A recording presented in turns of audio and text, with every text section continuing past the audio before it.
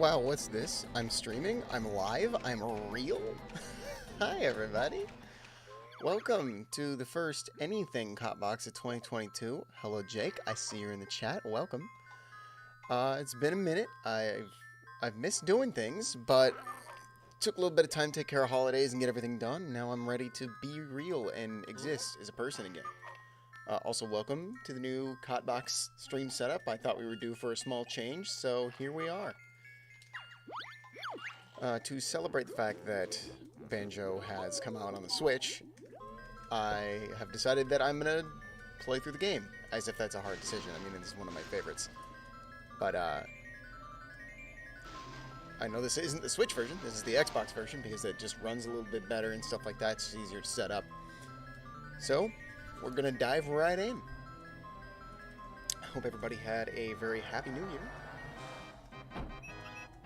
Or at least a tolerable one.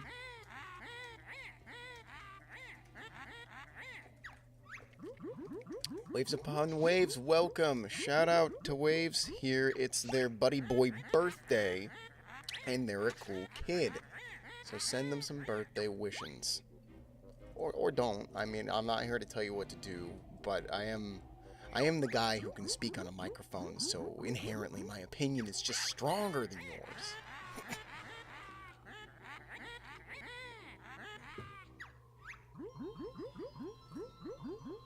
And now for the most fun part. My favorite part of every Banjo game is just waiting while the opening cutscene plays, because you can't skip it.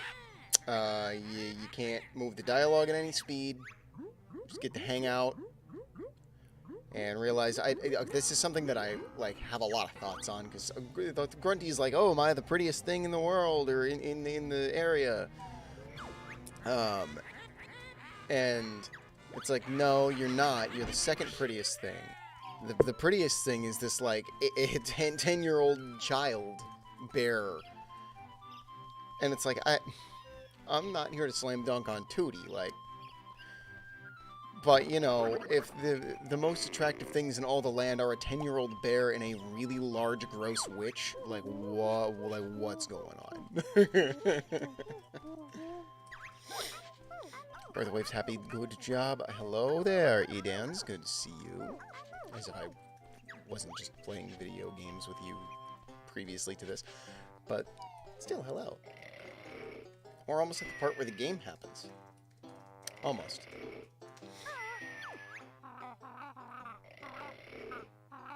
I really do love the Xbox. I don't know if I call them ports, because like they upgraded a lot of the quality. It's like some stuff got changed and looks a little bit better. I like that it's widescreen. I like that it's a pretty moderate frame rate. I don't know. It's just cool getting to see these games in a higher fidelity. It's cool to see the original on Switch, but this is just the better one. Hey, Bottles, what you doing there, buddy?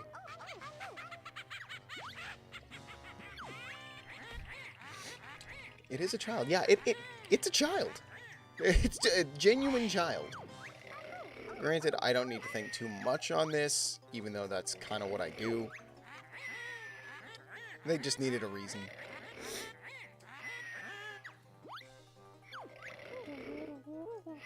I also think it's really funny that, like... Well, we'll get there in just a moment as soon as the gameplay starts, but there's a little, like, thing that I wonder when it comes to Bottles and his interactions. So what we know so far is, like, Bottles knows Tootie, to an extent. Like, at least on a name basis. And, well, for starts, he mistakes Gruntilda for Banjo and is like, is that your brother? It's like, no, it's not. He lives right here in the house that you're right next to. And then on top of that, he says, oh, we'll get there, we go. Now, I'm Bottles, the short-sighted mole. I'm Banjo, and this here's my buddy Kazooie, meaning that they have never met before. That's what I don't get, is like, so they, at least according to the little bit of dialogue here, Banjo and Kazooie have never met Bottles, who literally lives in a hole right outside of this hut, who's like familiar with his little sister for some reason. Like, where does Bottles fit into this? I really don't understand. But the thing, yeah, the big mountain lair. The thing that really throws a wrench in trying to understand this is what's inside of Banjo's house, which we'll go take a look at in just a moment. Press A if you need to learn moves, or B if you think you're already good enough. I am good enough. I don't need training. How many times I've played this game? Okie dokie. So we're going to slip into Banjo's house really quick because I want to acknowledge this. And it's that he has a picture of Bottles in his home.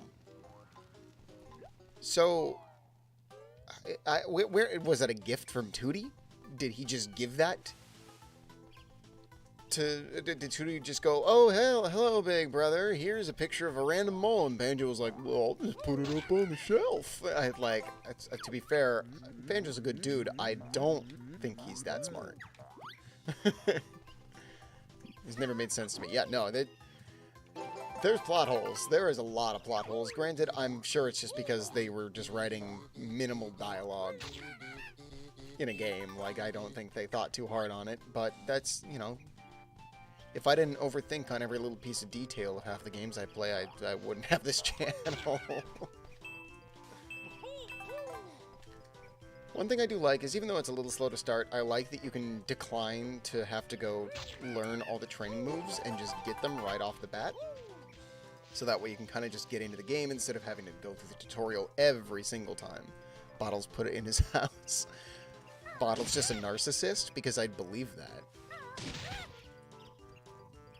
Just sneaks into his house. He was burrowing closer and closer. He's been trying to infiltrate Banjo's place forever, for one reason or another.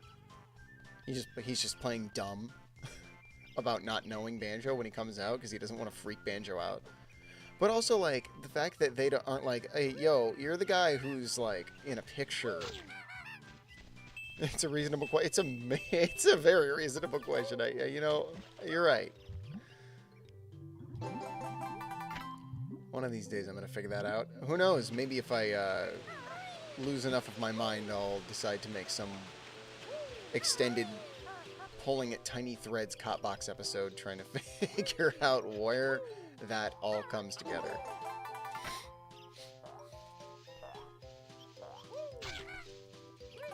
Here we go. This is also the first stream with some new stuff. There's a little less delay this time, a little bit less, because I finally got a new capture card that just runs way, way better than my old one did.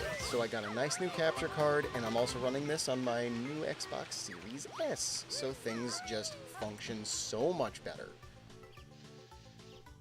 Did I get all of the honeycombs? I did. Okay. I wasn't even paying attention. It's muscle memory at this point. But either way, I'm just glad to be working with new technology. And I even have the magical blue screen behind me now. I was going to do some stuff where I keyed myself out, but I don't have the lighting set up for that properly. So for now, it's just a nice backdrop to hide my certainly not messy apartment from people's point of view. But how's everybody been? I haven't properly talked to many of you, especially you, Jake, in a while. I hope good. Hopefully new games have come your way. Anything interesting? Anything exciting? Yeah, I'll look out for you inside, Bottles. Don't lecture me. You know how many times I've done this. You know how well I know this.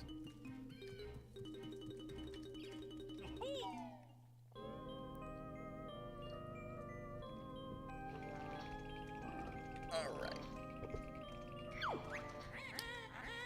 And here he comes, Klungo. I have a lot to say about Klungo.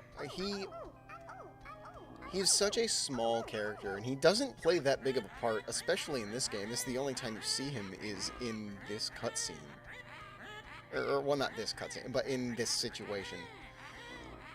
And I feel like I've always assumed he had way more presence than he did, but I just never thought about the fact that he barely shows up. Doing alright? That's good. I'm glad. Alright is pretty good these days. Not a whole lot to think of, but I'm working on stuff. Hey, I know that one well.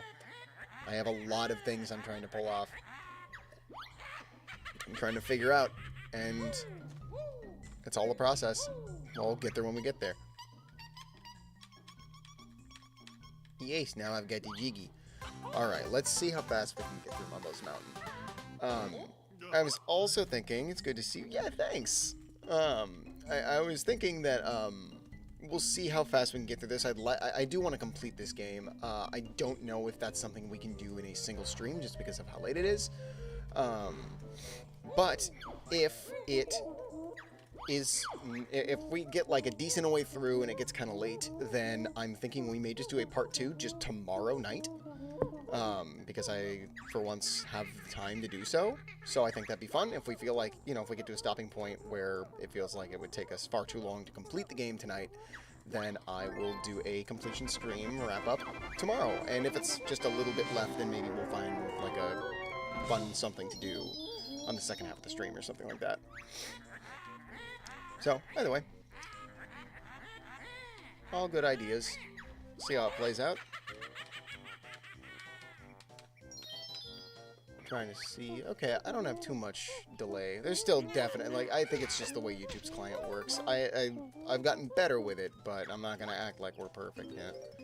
Be down? Cool. Alright, then there's a good chance that we're gonna have a clean-up Banjo stream. And what I'm also thinking about, I don't know how frequent it would be, and I'd have to work out the timing on it, but I kind of want to turn this into a Banjo-thon, where I try to keep up on live streams every week or two, and multiple days a week if we can, which is not super often. But I want to play through this, and then I want to play through Tooie, and then, God forbid, I want to play through Banjo Kazooie Nuts and Bolts. Because I think that it would be really fun to just do a big Banjo-thon. I mean, it's, you know, it's just like one of my favorite games, one of my favorite series, if not my favorite series ever made. And I got a soft spot for, like, pretty much all of them. So it'd be really fun to just kind of have something a little more consistent to do and whatnot. Tooie would probably take us a little bit longer because that is a bigger game, but I do have a guide just in case. And then Nuts and Bolts, dear God, that would probably be a long journey, but that's fine. That game deserves to get a lot more attention, and I want to give it a lot of love. Alright, alright.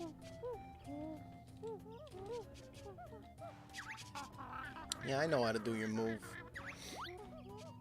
Be interesting. Alright. We'll keep it on mine then. And I'll just figure it out as we go. First things first, we'll complete this game before we make any other future decisions or anything like that. I should have gotten the Talon Trot first. I'm just going to be going so slow up here. That's alright. And remember, I'm not trying to, like, speed run this game. We're just trying to play through and have some fun. Get back in the groove of things. Also, how does everybody feel about the new stream layout? Is it feeling good? I tried to shake it up and do something a little bit different, just to make it easier to see everything. As I really liked having the little Game Boy board, but it was just so cumbersome and large and took up a lot of, like, space on the screen that I figured doing this little Windows 98 style thing kind of gives it a different look. Got the little icons, make it look like a desktop. There we go. When you're ready to leave this world, I ain't ready to leave this world. I got one Jiggy. Leave me alone. Okie doke. Let's go get that Talon Trot so we can get moving. And spend the rest of this game just hearing... It's sweet? Oh, good. I'm glad you like it. Thank you. I'm always trying to, like, figure out how to change the look. Clean it up a little bit more. I'm going to keep a lot of the usual visuals for, like, the edited videos and stuff like that. I don't want to do, like, a complete overhaul. But I figured we can get a little bit cleaner with this.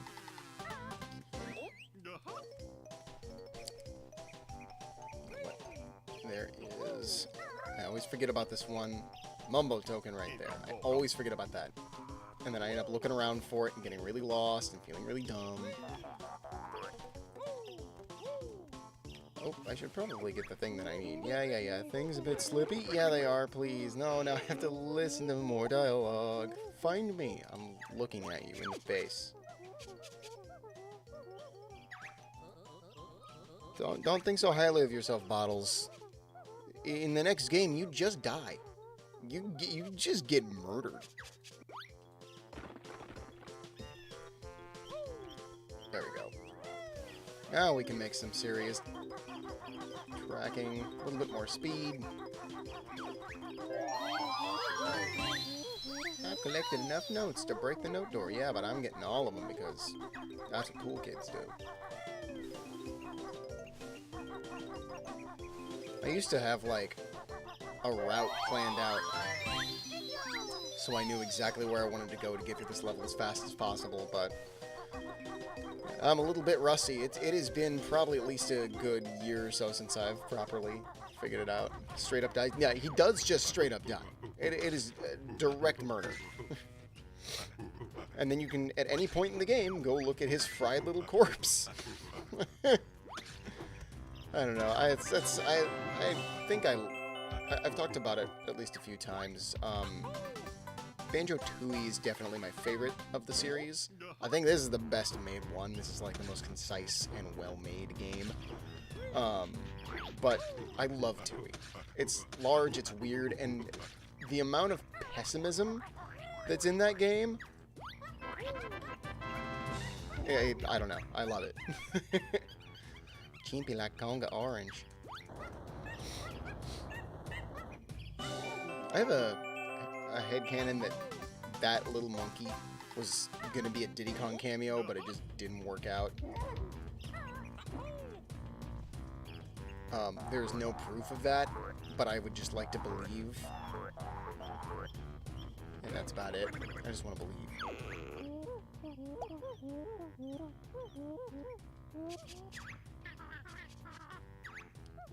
Okay.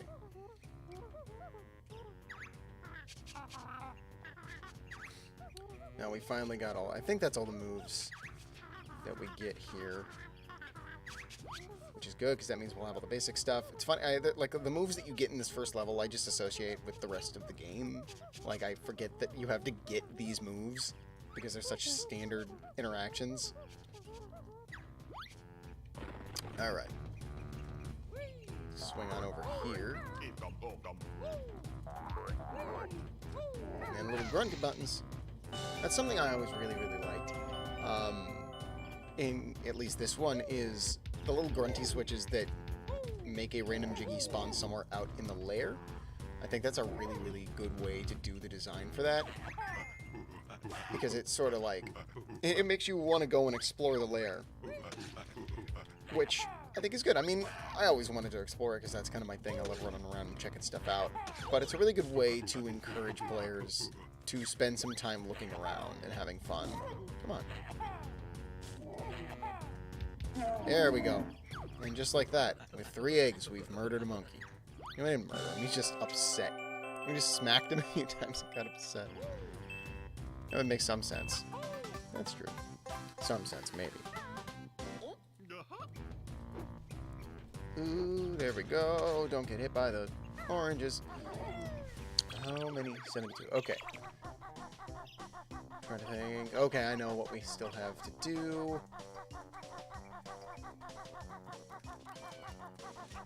Gotta run over here and grab some stuff, and then we can turn into the transformation, and then we should be good to exit here. I just gotta make sure I remember to grab something. One of the honeycomb pieces that's up by Mumbo's area.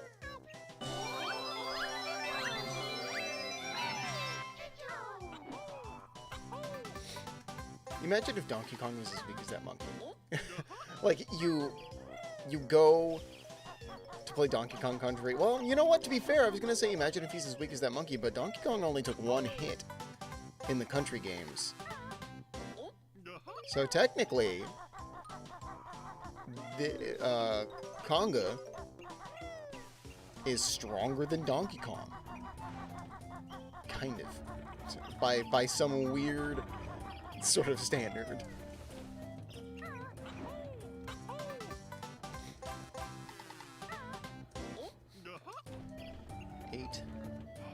Yeah, okay, cool. I know where the last 2 are. And then we can move on from this level. Quick and easy. I like how quickly I can get to this one at this point, because it's just it's like a warm-up, just getting back in the groove of it. There we go. I remembered that. Dang honeycomb piece. Boom. Alright. That's 9 Jiggies. Which means all that's left is going into Mumbo's hut, doing the transformation, and then grabbing the Jiggy outside.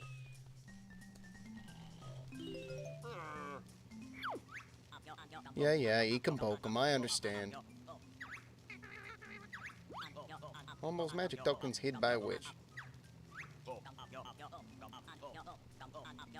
Yeah, of course I got all the tokens. You think I'm gonna come into your shop and not bring the goods? I am a well-educated bear and bird.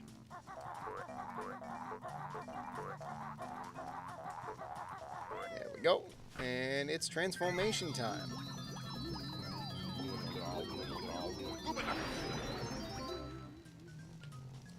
I gotta say, if they ever decide to make another Banjo, something that I'd really, really like to see, even though it'd probably be a little hard to implement, is yeah, I was thinking about this the other day. If they make another Banjo and they implement transformations, that they would like make it so you could transform into any of the transformations regardless of what level you're in, because I feel like there'd be a good way to work in a lot more puzzles that way and encourage you doing more transformations. That's all.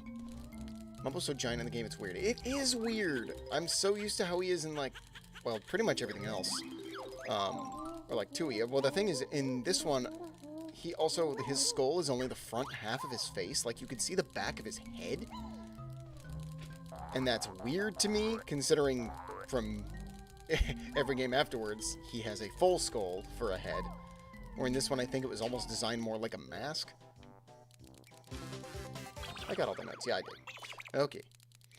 And at the top of the thing, there we go. We have finished Mumbo's Mountain. That is done and done and done. We just got to grab this last little dude. Perfect. Now we can get the heck out of here.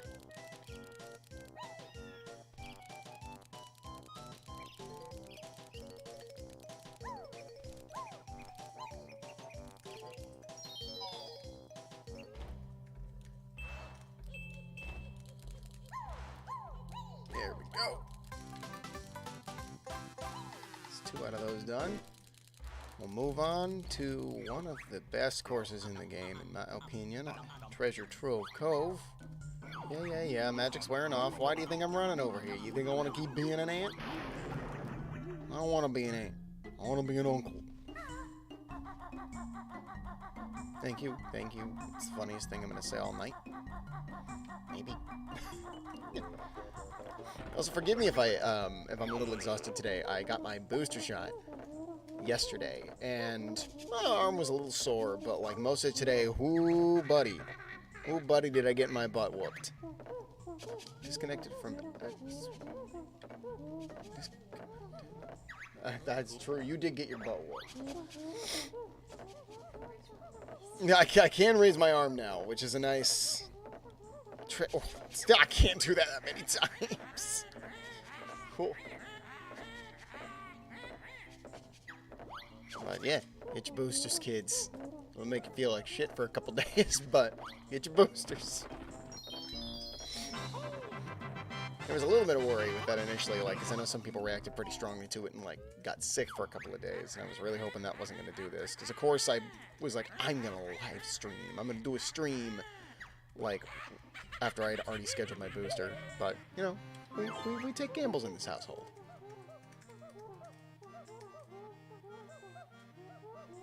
Yeah, Bottles, I know how to do it. Also, I'd like to congratulate myself for being the first person to stream Banjo Kazooie that doesn't attempt to voice act every single character. It makes me unique, because I swear everybody else does that. I genuinely mean no shade to anyone who has. I just think it's funny that that just seems so common. I don't know why I don't do so, but it's probably because I'm not that much of a voice guy. Maybe one day we'll play through Banjo Kazooie, but I make everybody sound like Joe Pesci. Oh, wait. Oh, I almost forgot something important. We have to talk to Gruntilda's sister. so we can learn some facts about her before the game is over. Hopefully we can remember these by the time we get to the furnace. But let's see what we got. Know all of her disgusting secrets. Yeah, you do. It's always important to talk to Brentilda so you can learn all those gross, terrible things about Grunty. So where is Brentilda? This is also one of the only characters who just showed up in the first one and never again. Grunty brushes her rotten teeth with moldy cheese-flavored toothpaste. I like how it's not with moldy cheese. It's moldy cheese-flavored. So it's still like toothpaste. It's just flavored gross. She also washes her hair with rancid milk. Oh, man. God, that must stink. She gets her clothes from the witch's warehouse. That wasn't very gross. That was just a fact. I would go shopping at the witch's warehouse. That sounds like a fun place to shop.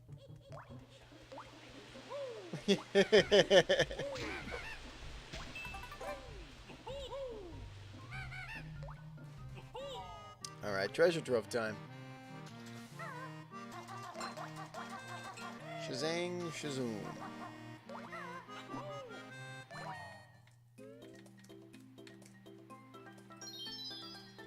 One little thing that they added that I really like about the Xbox version, which is more of a preference than a necessary fix-up, is that when you collect notes, they stay saved.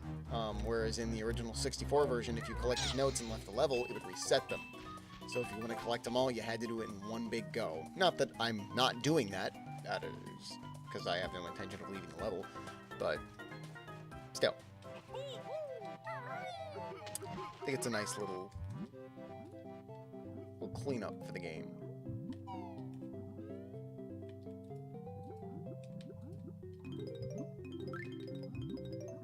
It's gonna be one of those things where we're gonna like just speed through the first few levels, and then we're gonna get like, where do I think it's gonna fall apart?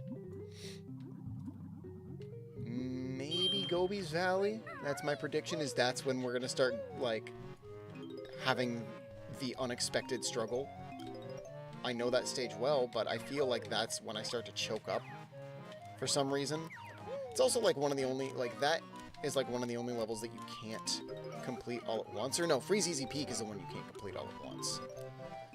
Because you have to go get something from Gobi's Valley, so we'll figure that one out.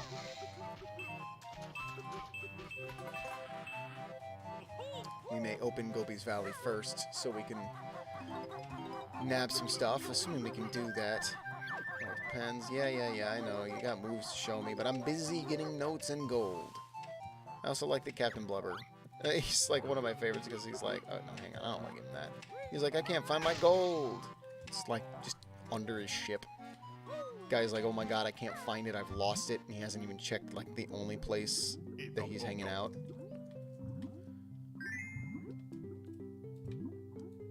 Sort of know the characters across the Banjo Kazooie universe, just the whole Isle of Hags and all that stuff. I feel like a lot of them know how easy the tasks they want to complete are, but they're all very lazy and will just be like, oh man, yeah, I could just bribe Banjo and Kazooie to do it. Because it works. Again, another thing I'd like, if we get a third game, have one where a character says, oh, I'll give you a special prize, or like a Jiggy, if you complete this for me, or do this for me. And then you do the whole task, and then you get nothing. And they just totally played you. And it turns into, like, I don't know, a boss fight or something. Doesn't check what's apparently his own ship. No, he does not. He just stands there. Well, his name is Captain Blubber, so he's literally just standing there blubbering about it. Alright, let's get the gift of flight.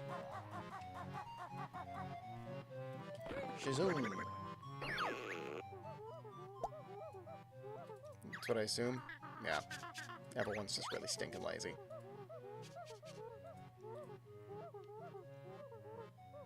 But, I mean, they kind of play on that a little bit in Tui. Like, they have Banjo and Kazooie comment sometimes on when it's like, couldn't you just walk over there and do it? And they're like, no, I can't due to my poor excuse, or something like that. So, they're already pretty aware of the concept of it. Here we go. Do we want to fly yet? Nah, we'll fly later.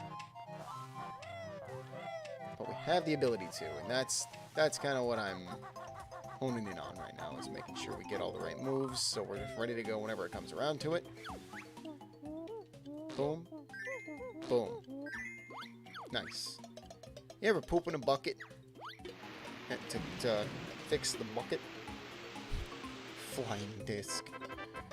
I do think it's interesting how they just have these random discs for the launch points. I mean, I think that's a pretty good way to do it. It's not flying. Okay. Alright, Mr. Smart Pants. You're gonna be flying when I punch it to the moon. And that's how Miles got banned, for poorly threatening his viewers.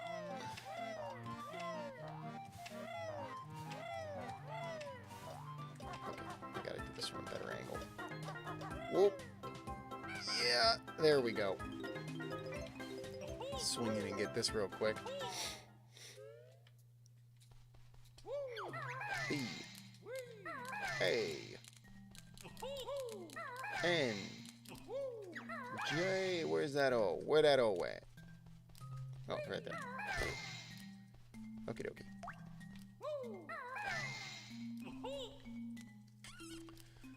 I like these puzzles. I also like the cheats. Bring it, Stick Boy. Hey, you calling me Stick Boy? Now, those might be accurate words. They might be truthful words, but they're also very real words. I don't have a defense. I am a stick. There we go. And now for the final challenge. I gotta fight this guy. What am I gonna do? I'm gonna just beat him up before he even finishes talking. Forget a punch. I don't think you could lift me if I gave you a lever. That's a genuinely great insult.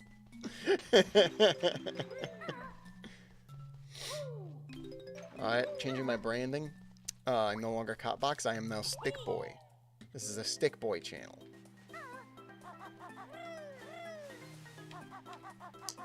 Alright, let's go get some springy legs.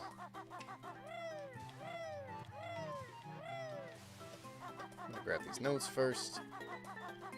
I try my best to go with like a moderate direction because I don't want to have to keep doubling back on these courses, but I always end up doing it because, I mean, they're not very linear, but, you know, I walked right past it because I was too busy thinking about game design. Alright, give me what you got. You'll reach new heights with my shock jump spring. I wanna know why it's shock jump. Why not, like, bounce spring? Or just jump spring. But it's shock jump.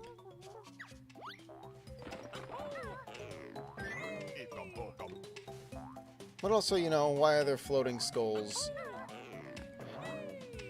and magical sky eggs? So, I'm breaking apart the wrong stuff here. Replace the stick bug meme. Don't tempt me. I don't even know how I do that, but I will try to edit that together if I really feel ambitious enough. I wonder if I can pull that off. Maybe.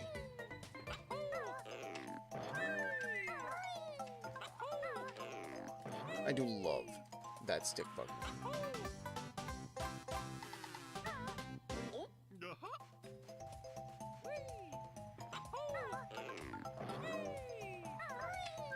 There we go. Boing. I just want to get these notes. There we go. Cool. And then we're going to start wrapping around this way. I should get that. While I'm over here. I always forget this one. Let's play the game called Don't Get Killed by the Shark. I don't want to get bit by the shark. See you later, nerd.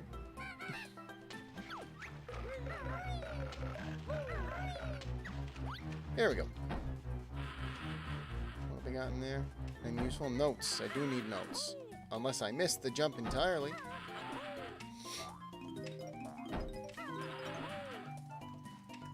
There we go.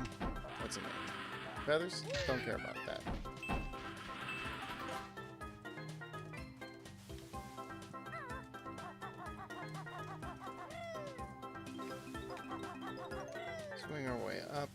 there's something about, like, so, I think about how this relates to, like, Mario 64 a lot, because they were both, you know, early pioneering platformers.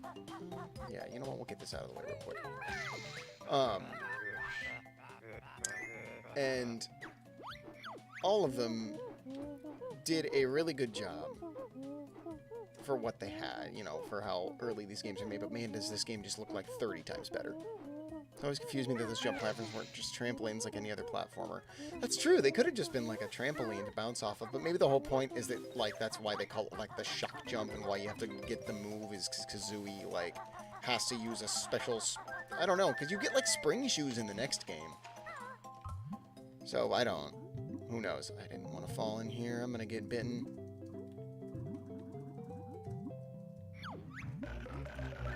Don't bite me. You bit me. Oh, I should get that Mumbo token. Here we go. Yeah, I bet, you know, maybe that's the thing that makes this game so charming and strange and weird, is that it doesn't really do anything by the books. It just kind of does whatever it wants. And it's like, you want to jump high, you got to use the shock pad. What is a shock pad? Who cares? it's something you got to use, doesn't matter.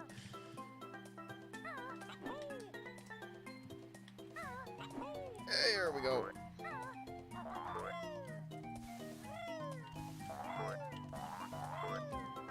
Get another Jiggy. We're on a good rotation right now.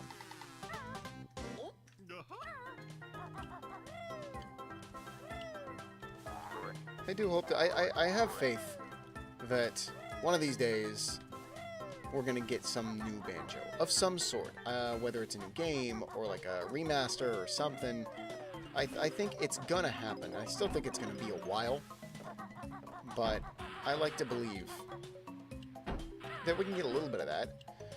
The thing that goes through my mind is, like, there's that giant buyout that just happened where Activision Blizzard got bought by Microsoft, so they can kind of like gut it and use some of the teams and IPs and things.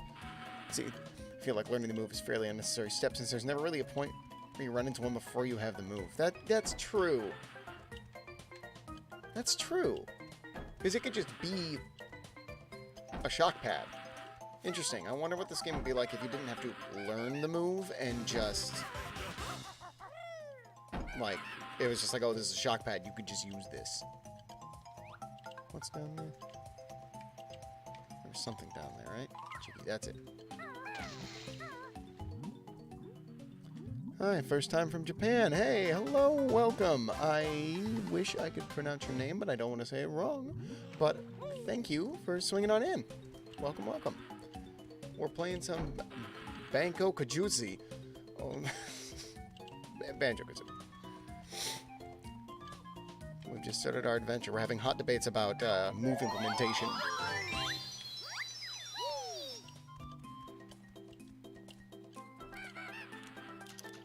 Alright, whoa, okay. Oh, wasn't paying attention and almost got hit. I've noticed that I tend to look at chat at, like, the most inconvenient times consistently. I don't know if that's just, like, a built-in part of how my brain functions, but I'm always like, oh, I could just, like, let the game keep going on, but, like, I have to be the one actively moving and paying attention. I always walk into an enemy or something. I promise you that at least once, I am going to fall off of a ledge because I'm going to look at chat, and I'm not going to be paying attention. And I'm going to get real mad about it. And I'm going to get extra mad about it because I'm calling it right now that it's going to happen. I know myself well enough to claim that.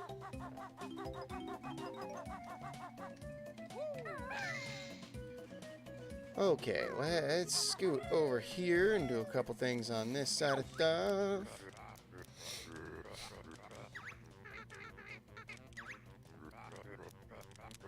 I like Nipper. I don't know why. He's one of those, like, he's just a random boss, but he's one that, like, when I think Banjo Kazooie, this is an image that I think about a lot, is this specific little fight. Come on, claw me. Yep. There we go. Grab that little Mumbo token back there. I don't necessarily need to grab all of these, because I think you end up with like 5 or so extra by the end of the game if you collect them all, but, you know, I like having everything.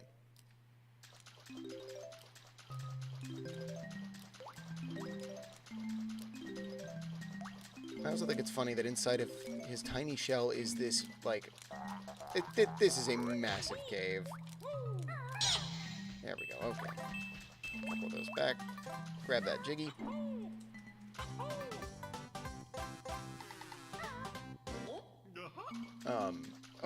I was briefly talking on it earlier, and then we got into some other conversation. But now that Xbox has access to some of the studios that Activision Blizzard are a part of, they have like Toys for Bob and Vicarious Visions, who worked on like the Spyro and Crash Bandicoot stuff, and they've gone as far as to say that they do intend on like making sure that Crash and Spyro, you know, will be getting more stuff and that more games will be on the way. And I'm like, okay, I really like this like platformer comeback that's been happening over the past few years. So here's the other thing I'm saying is I'm really glad those guys are there, and I'm really glad that they're going to keep making more. And you're telling me that you have developers now that work well with 3D platformers, remastering them, making brand new ones. I mean, Toys for Bob made a brand new Crash Bandicoot game. So you're telling me you have all that.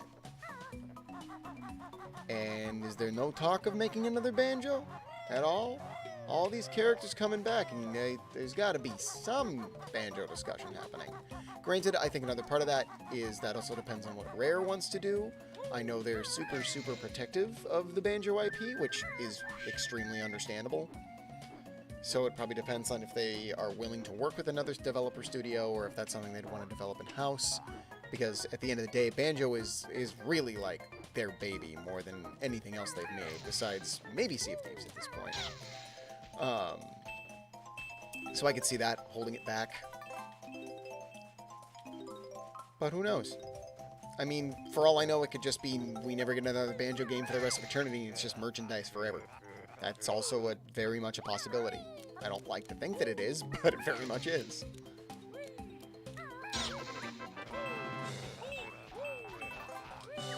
There we go. Cool. Alright, we're almost done with this level.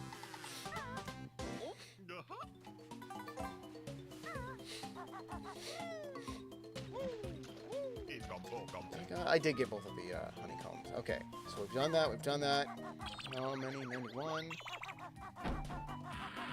Got all of those. Alright, I think all that's left is going up to get the Jinjo. How many Jinjo? Only one Jinjo left. That means he's up there. We're alright. Okay, I know everything that we've got left to do. Going to be very straightforward.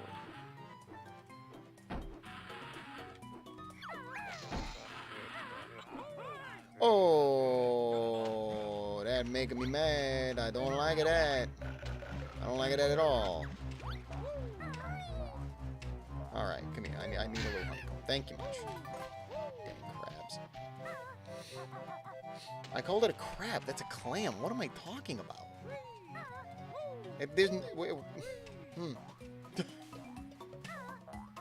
Losing my mind. Okay, let's get back up there and grab that Jiggy. I don't think I've ever gotten knocked off of that.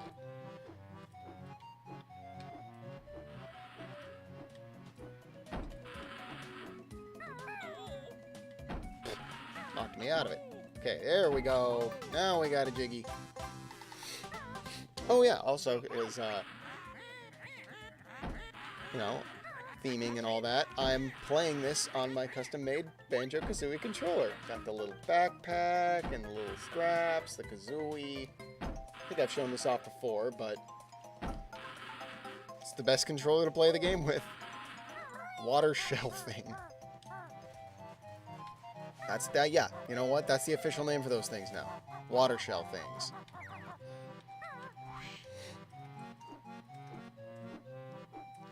Water shell thing. Brain know what that is. It just saw wet level and shell creature, and my brain just went crap.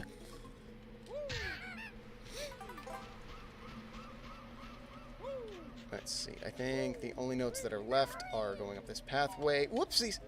are going up that pathway and at the very top. Hopefully. Otherwise, there's a tiny patch of notes that I will have missed, and that will be fun. Oh, I unlocked a gamer pick. Great. Just what I always wanted. Man, I was thinking back on like some really old Xbox 360 days. See, that's right, it is. I was thinking back on the old 360 days. You remember, did you guys ever have the 360 when it had the blades menu?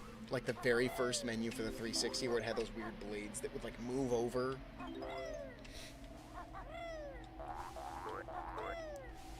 Because I loved that UI. It was awful. You like it to craft? I do like it to craft. Craft. Oh yeah, mobile token, nice. And then I hit that button, which put the Jiggy out there. And then I think this should be it. And then we're good. We can get the heck out of here. 10. Nice.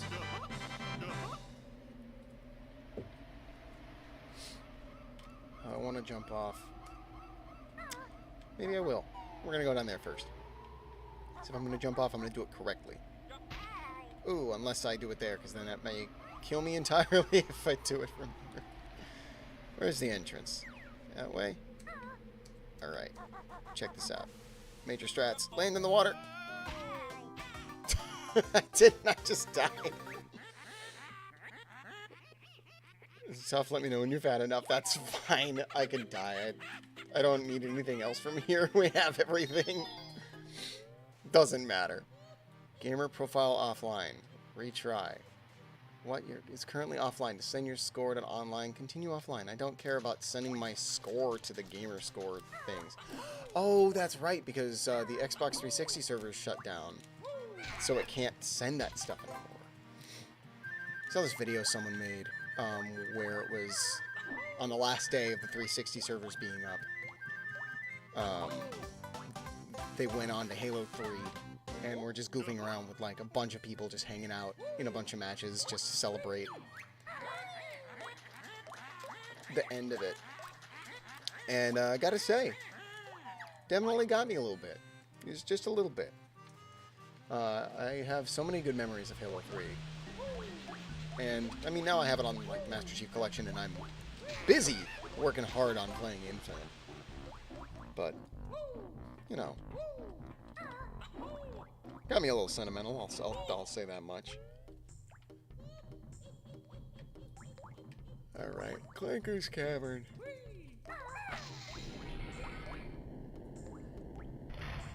We're doing alright. Getting to World 3 like an hour in, that's not terrible.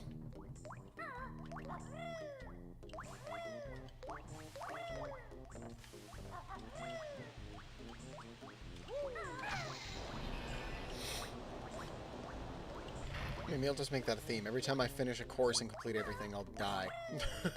To get out of the course instead of just going to the exit.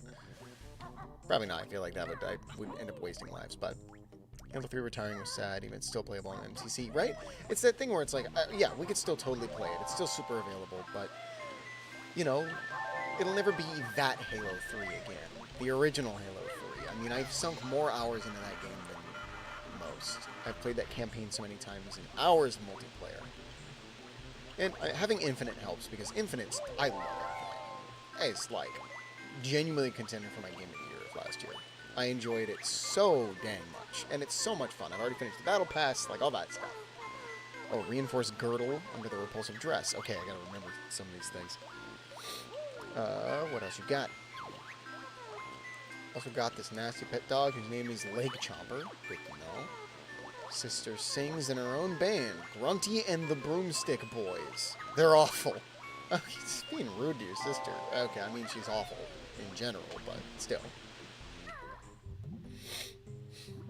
But either way, I think back on so many good Halo 3 memories, especially like the custom games. That's what I think of the most, is the weird custom games that you could just like queue into for some reason, where someone would make weird racetracks and stuff. Alrighty. What button was it that would just fill them all in? Did they ever tell me that? Oh no, I'm getting the ability to do that now. Infinite is cool? It is. It had some issues here and there, but I think all of the kerfuffles that happened with it are easily outdone by how much fun I had with it. I mean, I still play almost daily, even after finishing a lot of the challenges in the past and stuff like that. Like, it's just fun to hop on and play a few rounds. That and the new equipment is fun. The grappling hook, that has become a favorite of mine. It's so absurd, and it's so much fun. Also, like, getting the little Series S has been a lot of fun, because it's let me get back into my Xbox library and stuff like that, because I have so many games that I really, really love on there. Okie dokie. Wait a minute, that opened Bubble Gloop.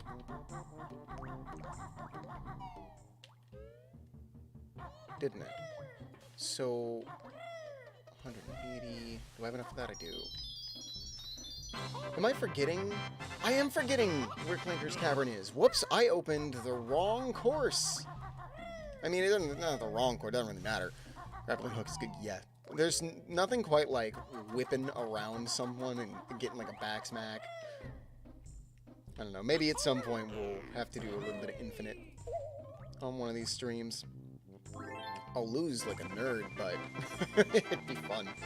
It's a little my normal wheelhouse, but, you know, I may stick with mostly N64 stuff, because that's my thing, but doesn't mean I don't have other things to say about other good games. Okay, cool. Clankers now open, and we opened Bubble Gloop because we had enough Jiggies, which is awesome, so that means we can just go straight to it. Alright. Let's swing in here and activate that guy.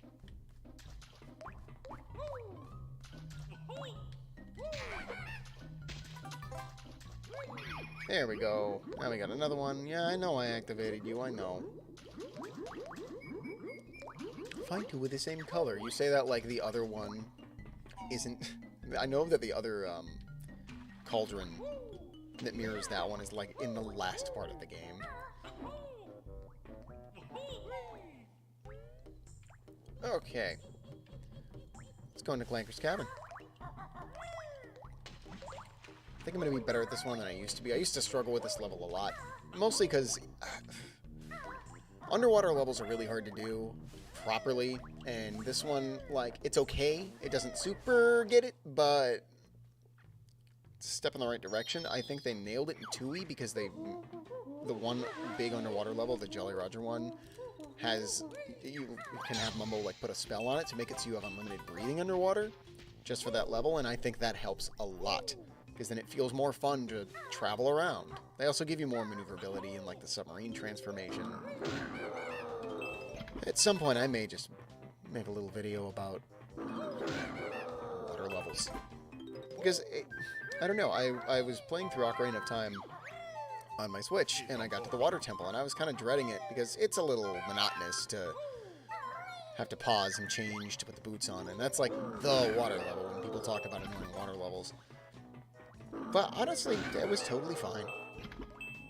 Clanker's the one thing I think is really cool in this game. Clanker, I love Clanker. It's such a cool idea. He totally just freaked me out as a kid, but his design is so sick, and I love that it's just this giant, like, mostly mechanical, partially alive, like Robo Shark that you get to climb around in. Like, the concepts for all the ideas in this game are great. Just a cool concept, exactly. I like how much of this game doesn't just do, like, the grass level, and, you know, I mean, it has a snow level and a desert level, but a lot of the levels have very specific and unique takes and ideas, and I'm a big fan of that.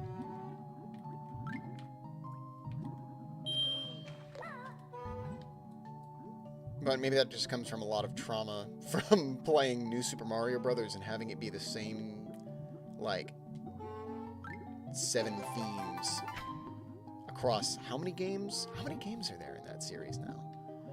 Let's see, DS, 3DS, DS, 3DS, Wii, Wii U. Is there really only 4? Is there really only 4 New Super Mario Brothers games? It's got ported to Switch, so I guess that's kind of... Well, there's Luigi U's, there's 5, I guess. And then the Switch port is like 5.5. I don't know. That is a weird series. Because I think they're all pretty decent games. I just also think they all did mostly the same thing, like, 4 times in a row. Okay, I need that bubble, please. Yeah! Yeah!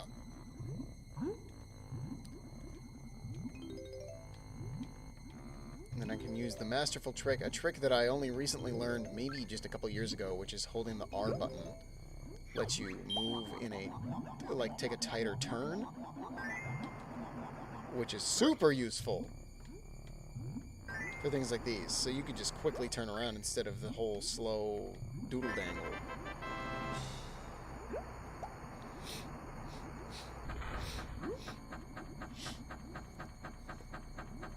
Oh, other good news, we'll see how it goes. I finished a script, just needs one last overlook and revision. So hopefully I can have a episode out soon-ish. My goal is to get one, I'm hoping February, but I might hold back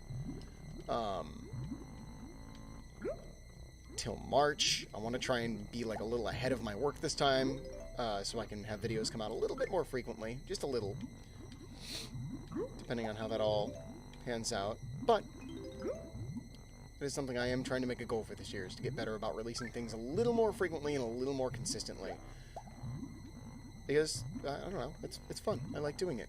You know, if I could do this every single day, I would. If I'm able to find a way to get the income for that, I will. Okay, almost drowned. Wasn't paying attention. Glad that I didn't. Clanker is up now. It's a get some of them notes.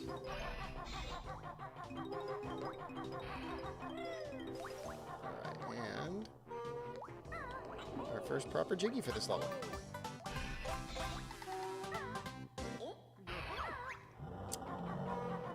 Okay, Clanker. Ooh, we're gonna be fine.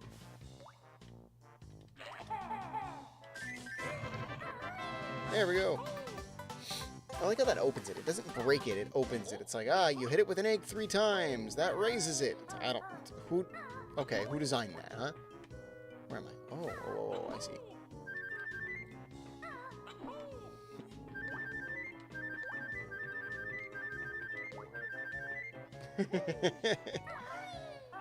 Nothing like... you know... This game, I just kind of...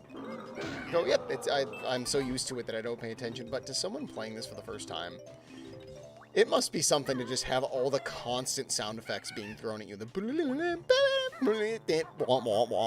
Like, this game is so close to being just aggressively obnoxious. But that's kind of the charm about it, is it's so weird and strange and, like, quirky and annoying.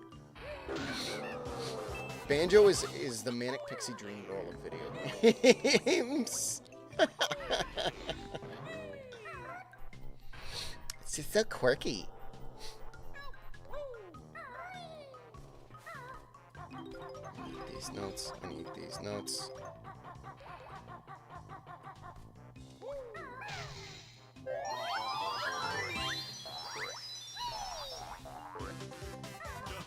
Oh, it's just a life. Pooh.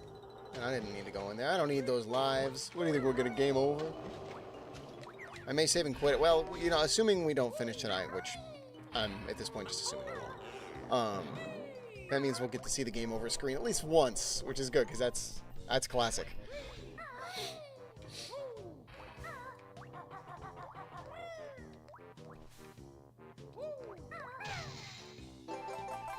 There we go. That's another whole piece of health. Heck yeah. Let's see, should we... do I need other moves? No, I don't need any of the moves that I learn here outside of Clanker. So I may just go through and finish the stuff outside Clanker, and then we'll go take care of the inside of that poor shark guy. Man, his eyes are bloodshot. That poor guy. To be fair, the water doesn't look clean, and having your eyes permanently open inside of sludge water probably doesn't do you well. Get this one here. Bop, bop, bop. Come on. Come on, Clanker. Come on back up. You got this, buddy. Please, please, please, please. There we go. I'm going to grab those things real quick before we go in there. Cool. Remember as a kid, I used to always, like, you'd bonk him in his eye and he didn't really care. Ugh, the way they move is kind of gross.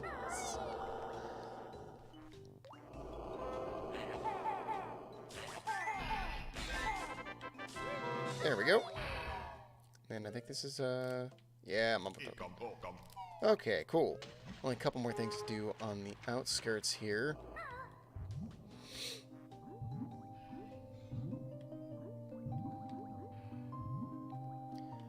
Another thing I really like that they added in Tui is that you can hold A and B at the same time to swim with both of them. Something I wish I really think it'd be interesting to see, like, if they do a remake instead of a new game, make it so it's just one game, and then after you beat Kazooie, it just opens up the world of Tui. Because I think that'd be a fun little completion thing where, like, once you go through and play Banjo Tooie, you can go back to the Kazooie levels with the new moves from Tui and mess around with that. Would it break it a little bit? Yeah, but if you have to, like, beat the first game to get access to Tui, I think that would be a fun way to, like, bring it all together so you can kind of explore all the worlds in one big game.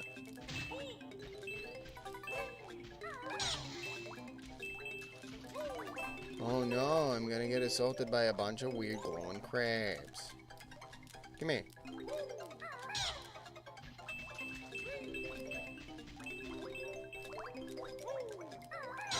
It'd be interesting, yeah. I mean, it's something that I think about a lot. There's just, I feel like if the right amount, or the right people, the right amount of love, the right amount of effort went into it, there could be one more Banjo. That doesn't need to be, I don't need this to be like a big yearly series or anything. Like, I would like one more good shot, whether it's a remake or a new game. Just to give these guys a poor chance. And that way, even if it is their last game, they can go out on like a high note. Because a lot of people think of Nuts and Bolts as the last game, and I know a lot of people don't love that game the way that I do, and I can understand a lot of the reasoning behind it too. Although, them getting into Smash did really, like, was pretty great. That was a very sweet moment for a lot of people. Alright, let's see, what do we got going on here?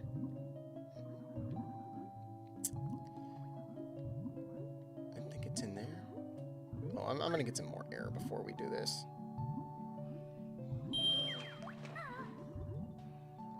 Welcome to the Banjo-thon, where Miles just talks about how Banjo's really, really, really good and obsesses over it for an entire multi-stream adventure.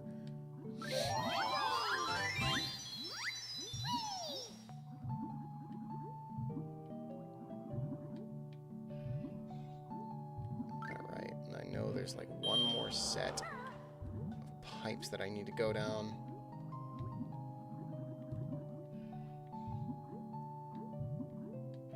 Maybe one more then. Yeah, because there's still a Jiggy hiding in one, because I don't think I got the one in the pipes. And that is over there. Cool, alright, I know where I'm going. I'm going to take a shortcut across big old Planky Boy here.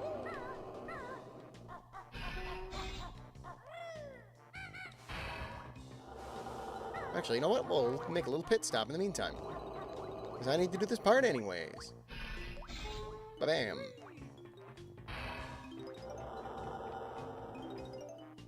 Nervousness, nervousness. You can see where Banjo's feet don't connect to his ankles. Nervousness, nervousness.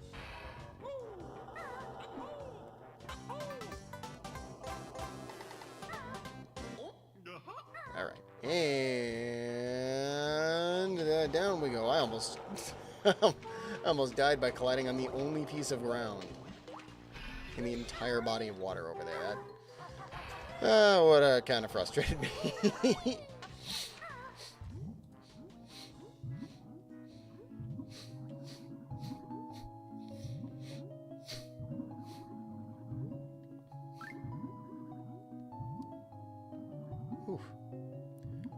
Something I would like to do, whenever it works out, because I like to do the occasional stream where we can all play something together, is Halo Infinite. For people who do want to join in and play rounds. Especially, like, once Big Team Battle is functioning a little bit better. Because I'd love to just get, like, a chunk of people in a Big Team Battle. Be very, very fun.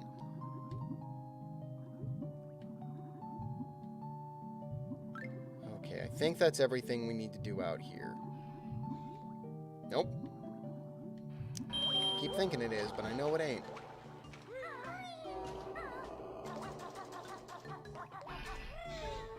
But that's why I look.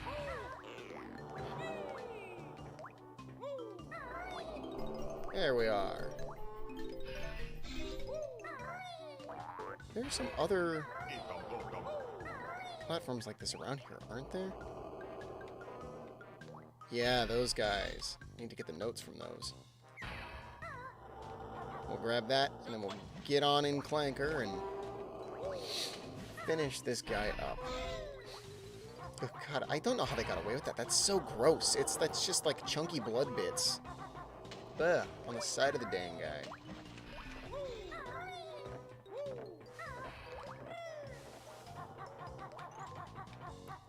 Here we go.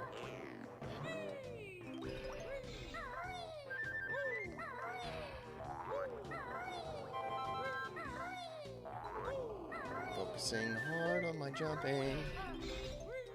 And another life. Nice.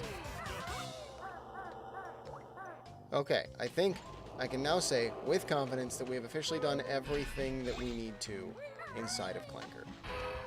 Outside of Clanker. One of these days I'm going to say a correct sentence. One of these days.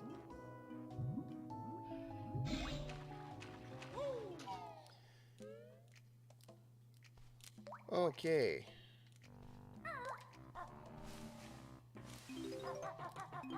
Having damn notes.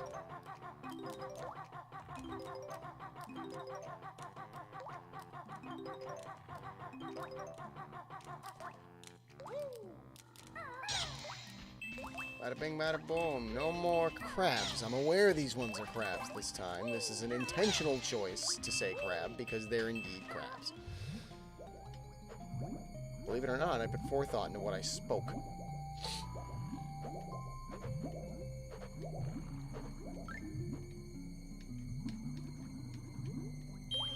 Here we go.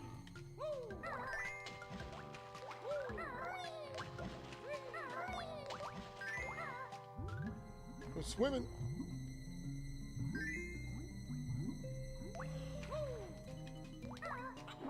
Get through that. There we go. I always like these little ring challenges like that.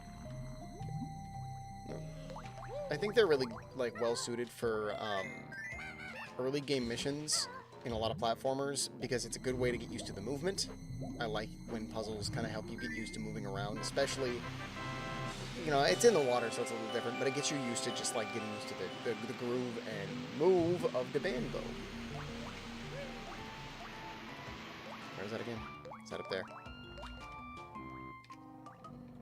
Okay.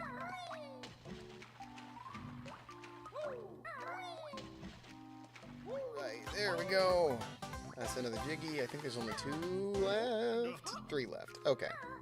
Oh, because the Jinjos.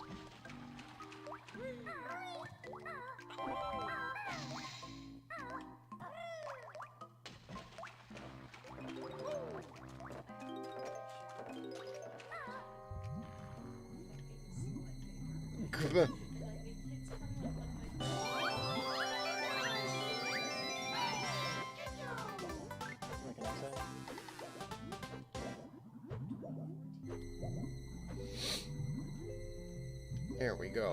Okay. So that's another one down. And we'll exit that way. So let's go fly our way up and grab the 2 other dinghies.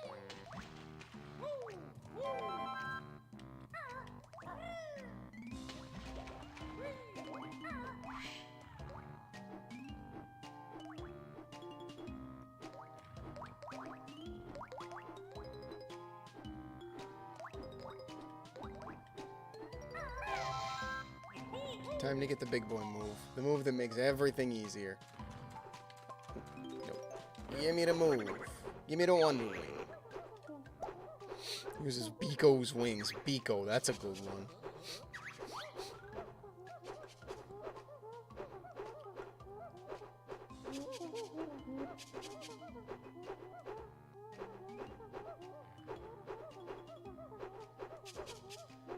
Alright. Give me them feathers.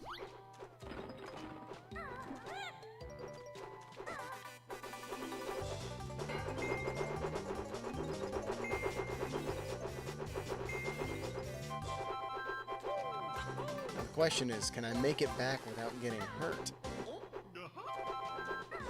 I'm good. I'm God. I'm a god. Nope, I'm not a god. Not a god. Not a god.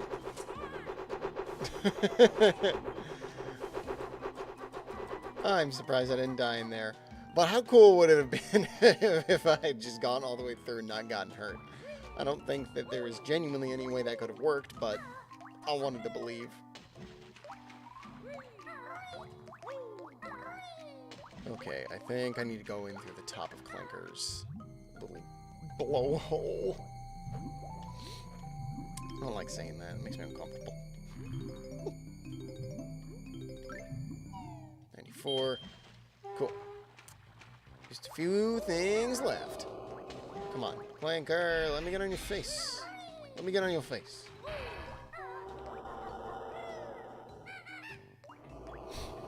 Jules, this is... Oh, yeah, you know it. This is secretly a task. Only skill this great could be done by a computer. Ugh. Grunty's big old bulging eyeballs. Okay, these ones are a lot easier to dodge. I'm not stopping. Nope, took the damage, don't care. And that's every Jiggy in there. And I think every note, too. I think we got everything. We did! That's alright. And there we go. That was everything, wasn't it? Yeah, it was. Cool. Let's get the heck out of here.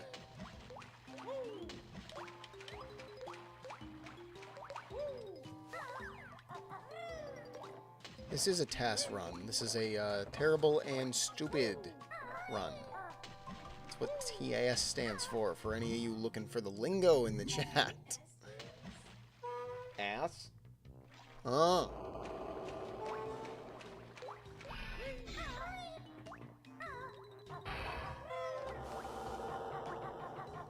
Here we go. Let's get out of this clanky. No, the other way, Banjo. There we go. Which means next is... Bubble Globe? Yeah. I think it's Bubble Globe. Which is good. We'll get some good stuff we need there.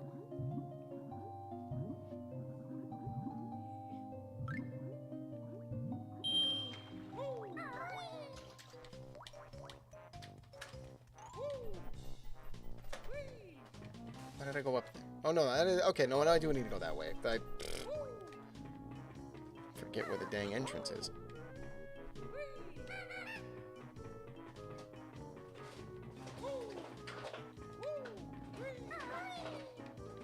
And we're out of here. I wonder if I missed a Mumbo token, but I'm pretty sure if I grab 99% of the ones I see, that will be good for the whole game anyways. Oh yeah, I forgot that I took a bunch of damage because I'm stupid. Oh well. Alright, well, let's just keep on continuing. Actually, you know, I'm gonna stop by, bonk this guy, grab a little bit of health, just a teensy bit.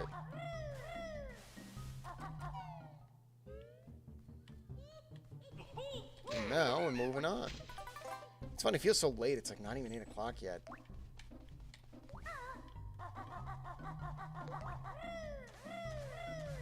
Alright, into Bubble Gloop we go. Yeet!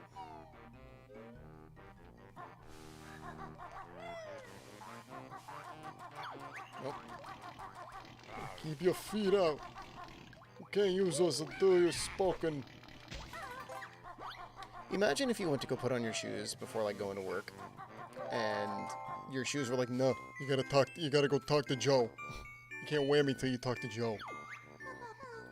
My fat old sister's favorite sport is loogie flicking. Hey, Banjo, you're looking glum.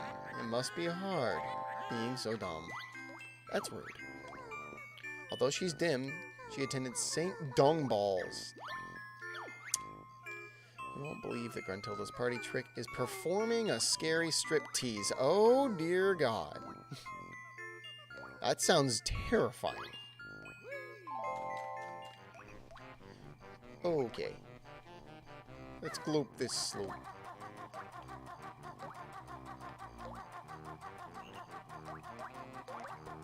Let's see. So this is the 4th course? Yeah, the 4th course that we're going into. So after this, we got a handful of different ones. Boom. I've fed you. We got Freeze Easy Peak. Ooh, hitting the microphone. We got Freeze Easy Peak. We got Gobi's Valley. We got Mad Monster Mansion. Rusty Bucket Bay. And Click Clock Wood. Am I forgetting one? I feel like I'm forgetting one, but... well, maybe I'm not. Not too bad.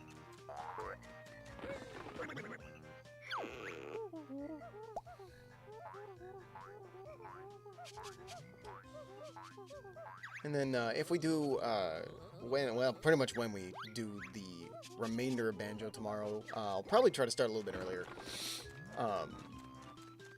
I just had to get some stuff done before I started tonight, so I started a little later than usual time, so maybe I'll try to start around like 5, but it may end up being 6 anyways. That seems to be a decent time. Who knows? Or I'll go buck wild and do a daytime stream, but I really don't think that's gonna happen.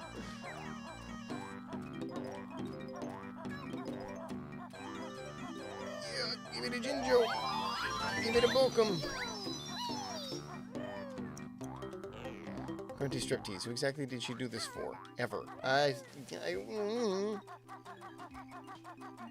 For herself, for her own self-esteem.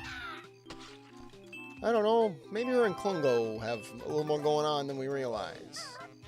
Which, good for them, you know? Well, except that she beats him up a bunch in the next game, and then he, like, tells her to screw off and becomes a game designer in nuts and bolts.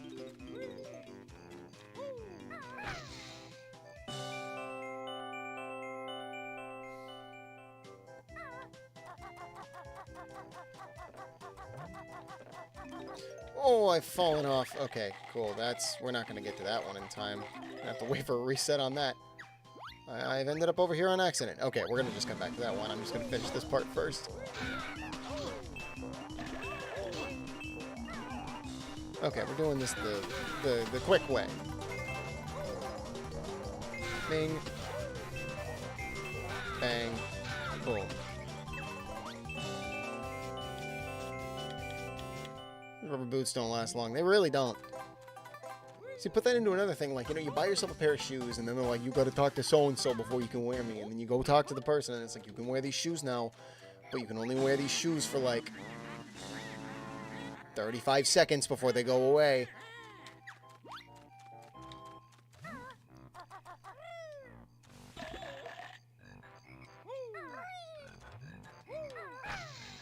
Alright. Let's try this again.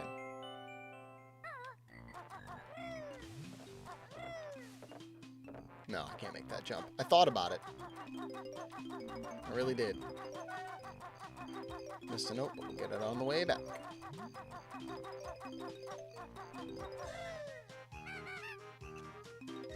Oh, we're gonna make this easy. Okay. I thought the timer was a lot more strict than that.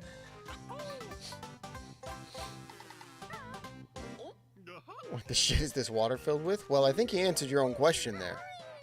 Bubble gloop swamp, more like bubble poop swamp. I think it's just mud and dirt and grass and poo.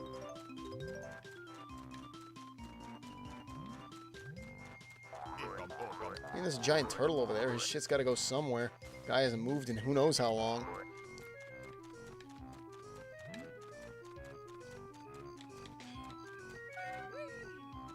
About a turd in your mouth. Whoop, no, I didn't want to get on you.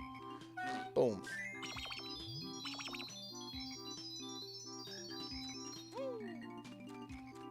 Let's see, where do we want to go next? Let's wrap around.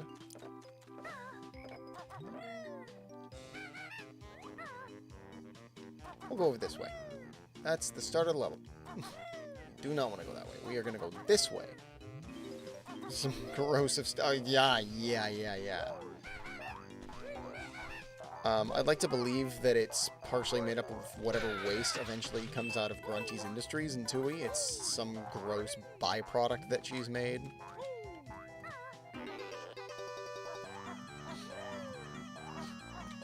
Especially because Tooie just happens to have this giant underlying message of, like, forced industrialism.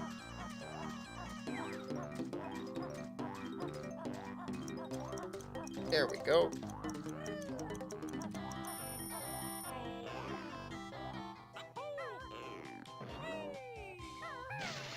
Oh, I should grab that life. I wasn't sure I was going to get that one. I mean, I don't really need it, but I like getting the lives. You never know. I may do some dumb stuff at the end. Nicely done. Check the pH of your stool. I'm no doctor, but melting rubber seems rather extreme.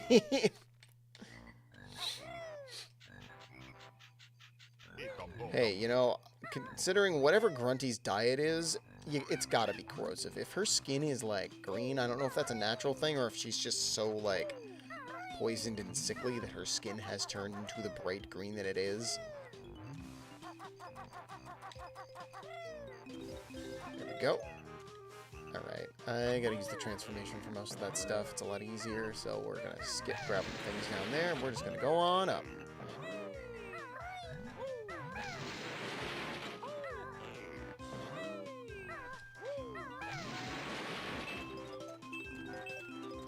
Which one is this again? Top of the hat, that's right.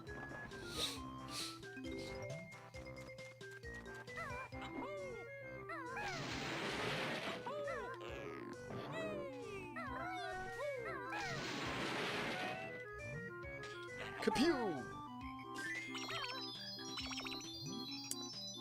I think that's the last one. I think there might be one more after that. Oh, come on. I wanted the Gimme Gumbogum. Gimme Gumbogum. Why is it so hard? There we go. 19 of them.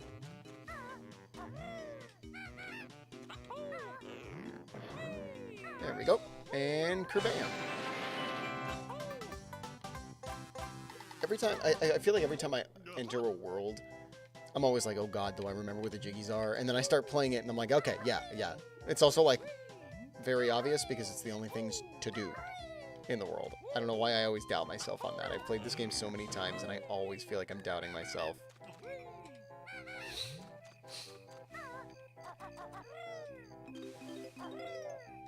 Hey there, buddy. Let's put them feet in, bonk. That's a bit better. Only a bit, though. The way he yells doesn't make it sound like it's a bit better.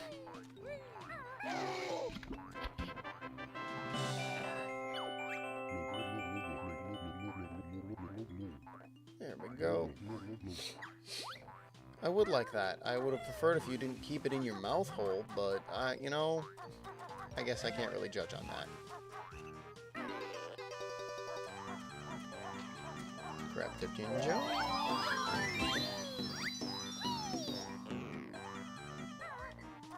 Grab the Jiggy, and then... Ooh, I'm gonna have to turn my volume up so we can do the, puzzle on the inside of his stomach.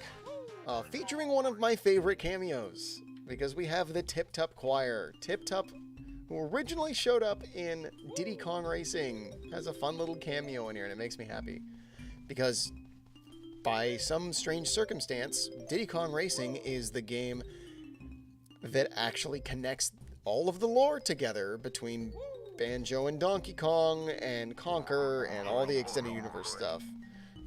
Oh god, why? No, don't worry, you're helping, he says, like, holding back tears. Like, it's fine. Thank you. Alright, Tip Top Choir, what do we got? The blue. the light, the blue. Okay.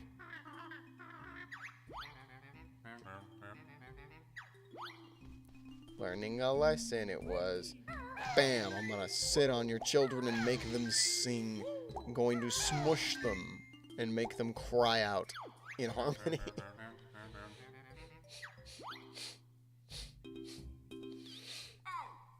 Okay. Purple, yellow, sky, red, okay.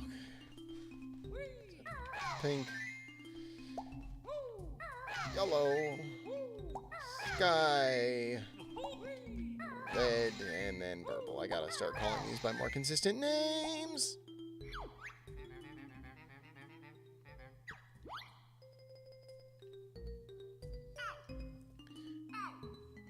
Yellow, red, purple.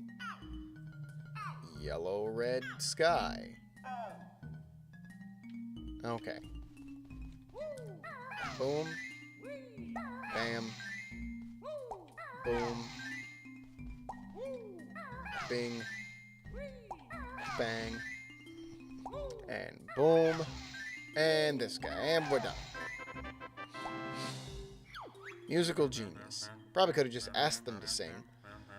But no. Violence. Violence is always the correct answer at a banjo game.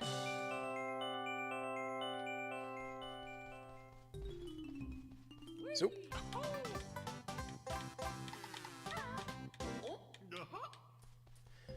Cool. Alright. Moving on. I think it's just about transformation time after maybe another Jiggy or two. How many Jiggies did we get here? We got 6 out of 10. 60 of the notes. Cool.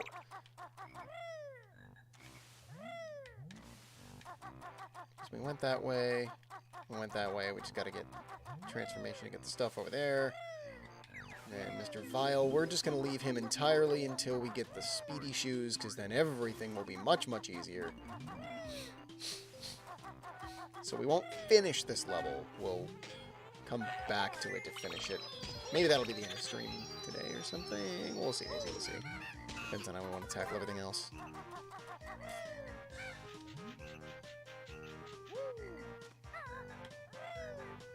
Give me the notes.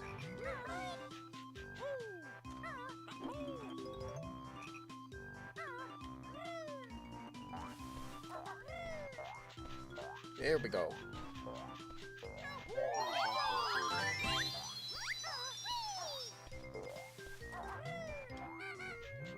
Let's see, yeah, because there's that Jiggy over there. Alright, I think I have a visual scope of how I'm tackling the rest of this level, if I've got my brain map right.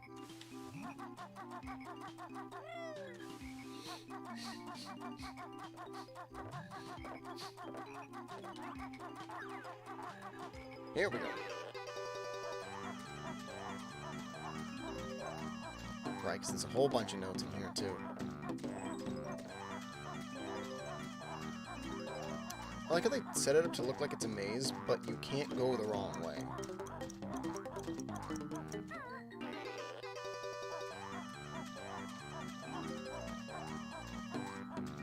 Around 75. Okay, we're doing good. We're actually making pretty good progress.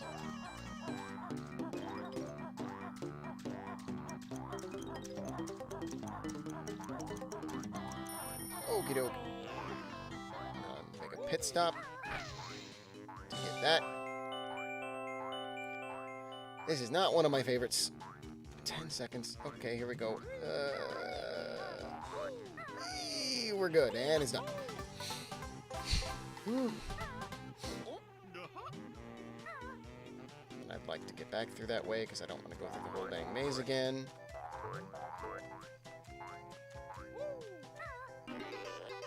Cool.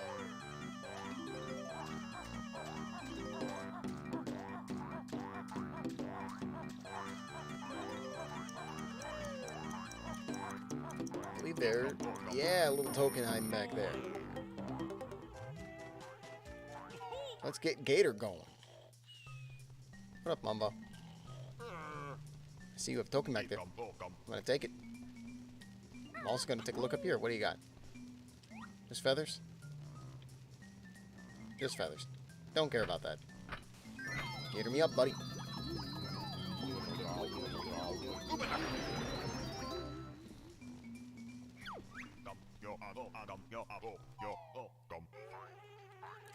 Alright.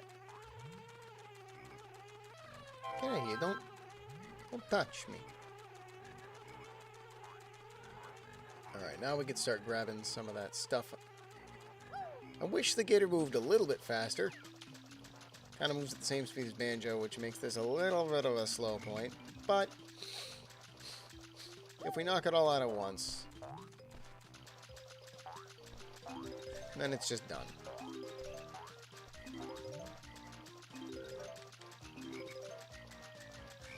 Because it's just the one Jinjo, 7, yeah, and then 2 Jiggies inside of the Mr. Vile Cave, which we will do both of those later. So after I get the Jinjo, Jiggy, and the rest of those notes, then we will leave for now, and then come back later.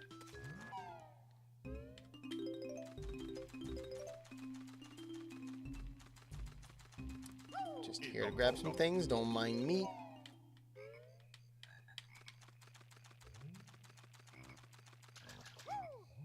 Oh, I forgot to get that last little egg crocodile. Dang. Well, that's okay. I can transform back into Banjo before we leave to fix that. Oh, no, because do I need to be this little guy to get the, No, I don't need to take him out of here at all.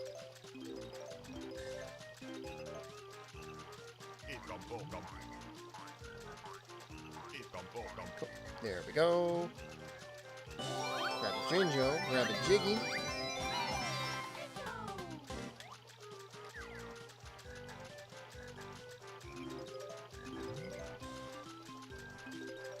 Actually pretty happy with the speed that we're going through this right now. I thought it was going to take me longer to get through some of these guys, but that ain't too bad.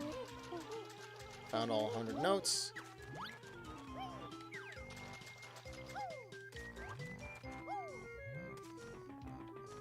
Let's go re-banjo ourselves.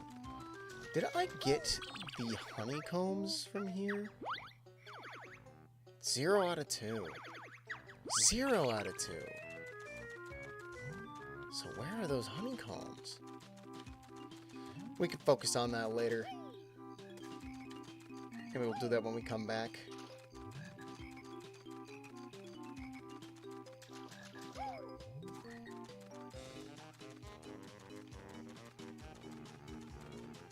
There? No. Hiding over there? No.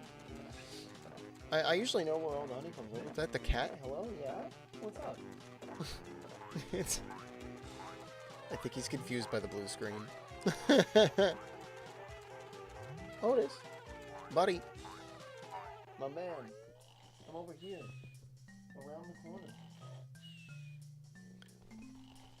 He can't conceptualize where I am right now. Behind the screen.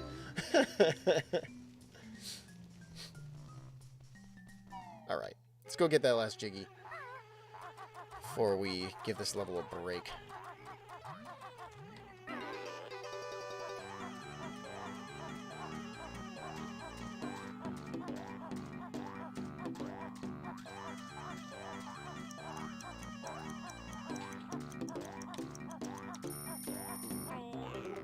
Uh-oh. I'm gonna take some damage. That's okay. A little bit of damage boosting never hurt anybody. Ooh, I noticed that when he's wading through the water, the splash turns into like a brown droplet. And that's gross. That's just gross.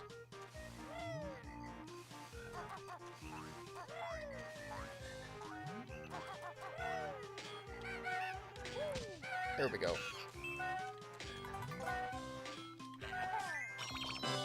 There we go. Cool.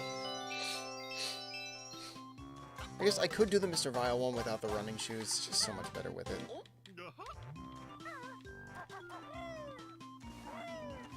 Alright, so our next goal is to just try to power our way through to unlocking Gobi's Valley so we can get the running shoes, get out of there, and then tackle the rest of this course, followed by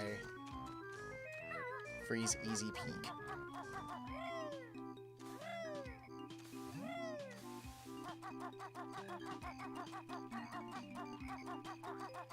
I feel like I would have seen... Oh, you know what? Did I climb up here?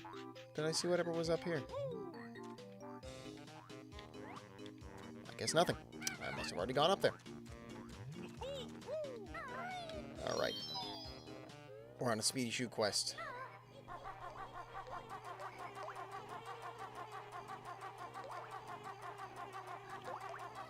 Let's go get those stomping shoes. Actually, I think there are some behind the bubble gloop. Swamp doors, so I might have played a fool for myself. We'll find out.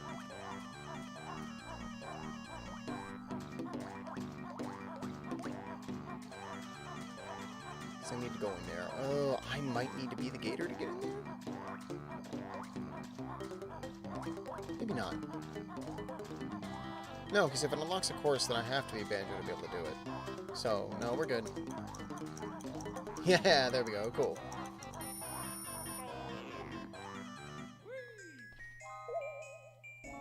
Bam.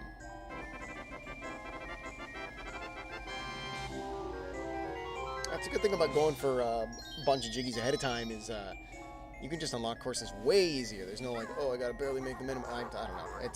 I like how it flows a lot better.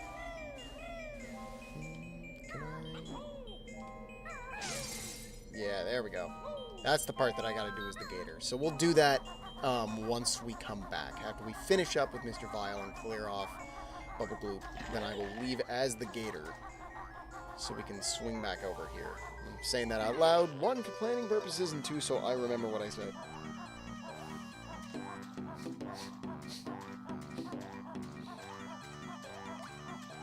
I'm gonna say, it feels good to be back. It was a little, like, difficult getting back into the mindset of setting up stream and things like that.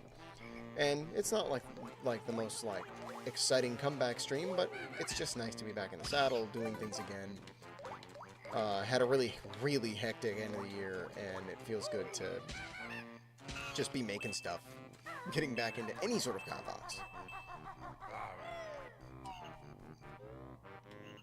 I'm a firm believer that every little piece that I make and every stream that I do means we're one step closer to doing this a little more frequently and a little more full-time. Laziest sister often sleeps in a dumpster. The dirty hag. How harsh. The only thing she's ever won was the dirtiest undies competition at which school? Bleh. She often boasts of appearing on the cover of Fat Hag Monthly, posing in her long johns. My energy is low. Okay, well thanks. I didn't need that. I don't need your pity. Don't think I'm talking to you because I like you, Brent Hilda. I'm talking to you because I need those facts about Grunty.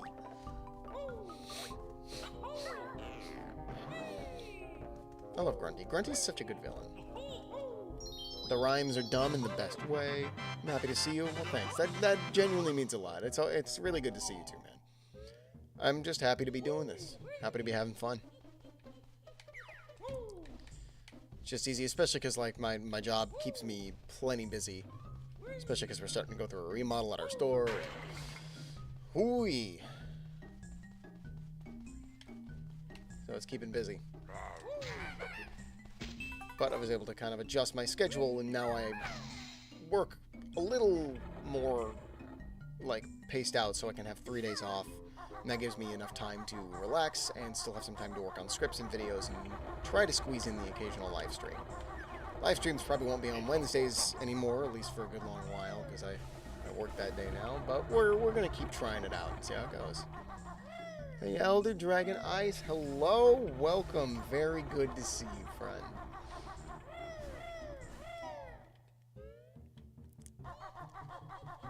Slowly turning into a nice reunion in here.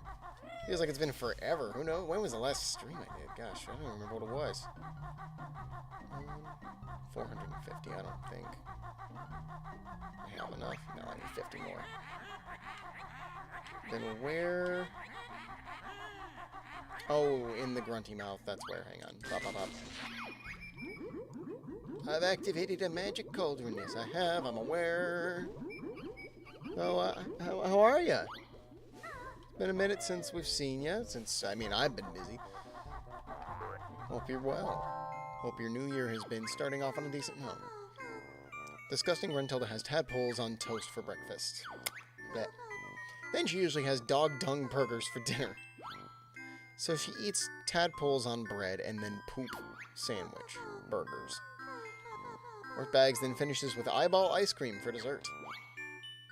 I mean, in some cultures, I believe eyeballs are seen as a delicacy, but something tells me the way Grunty enjoys them is not in the form of a delicacy.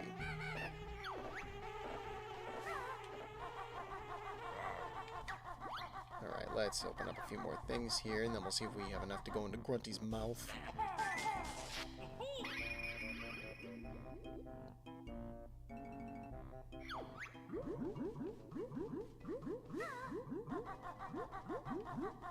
$350? Yeah, we can do that. Nice. And I think we have enough Jiggies that we can also unlock Gobi's Valley and go get those shoes.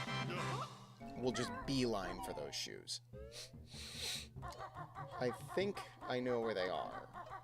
We'll see if I remember. There's a couple spots that I think they could be, and I just gotta remember. Boom! There we go. Gobi's Valley is open.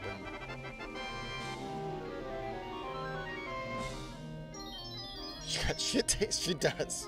In just about every respect. Although she's got a little bit of drip, you know? She's got the witch look down. Gotta give her that much.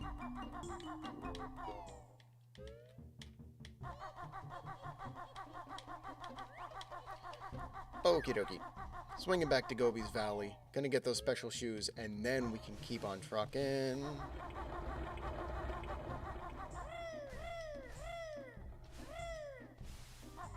Oh, I need the boots. It is nice. I like it when a plan comes together. I like... You know, it's like one of the only parts of the game where you have to do some sort of, like, achieving of other things, or, like, you have to leave levels. It's some of the only pacing points where you can't do every level in a single go. She got a black moo-moo. It is just kind of a moo-moo in there. Behind there? More Brentilda? Gosh, how much are we going to learn today? We'll set to top chat again. Oh, no. I don't know why it does that. I am not big enough for there to be a top chat thing. I always try to keep it set to live, but, you know. Grunty's best friend at which school was the awful Fatty Hattie? Hey, look, no fat shaming here. When relaxing, she usually reads Big Butts and Guts magazine. You know, whatever she's into, I suppose. Yeah, a robe. While sipping a glass of her favorite cold worm juice. Grunty's best friend. Oh, okay, already. It's Moo Moo. Oh, Moo Moo. I don't know. Maybe she made it out of cow. Well, I don't know. No, okay. Just the shoes. Just the shoes. Just the shoes. One move. I'm going to avoid everything here purposefully because I like to have the visual cues for when I go into the level. So we're just going to book it over to where those shoes are, which I believe is in one of the corners of the stage. It feels so wrong to be avoiding the notes, but I know that I'm going to be thrilled about that later, because I want to just grab them in one go. They kind of help me visually know where I've been, where I haven't been, so...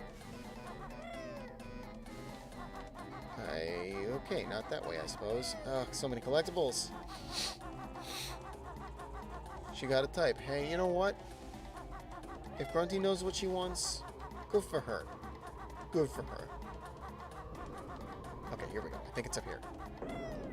Is this where we get the shoes? No. Where the heck are the shoes? Oh, I know where Bottles is. There he is. Get Eddie. I ain't here to play this level yet. I'm just here for your dang shoes. Give me the shoes. Perfect. That means I can take those and use them in future levels. And we're good to go. Let's get the heck out of here.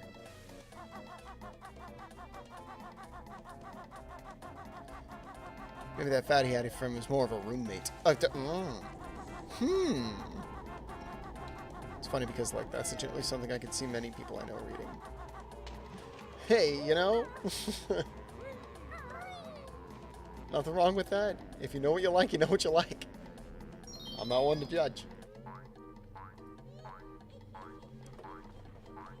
But who knows? Maybe they have really great articles. Maybe they have brilliant writers. Mug bottles for shoes. I'll mug bottles just on the principle that he's bottles. Alright. It's kind of gross, but my headcanon for why people don't like him is because he's... The way he got introduced to everyone is he's friends with Banjo's 10-year-old sister, and everyone got really uncomfortable when they found that out. So everyone just kind of puts up with him. He's like, even in the sequel, like... When he dies, you meet his cousin Jam Jars, who's like, oh, he's dead? Well, that sucks to suck. I have a bird and I'm not afraid to use it. No, I can do so many good things with Kazooie. She is a violent machine.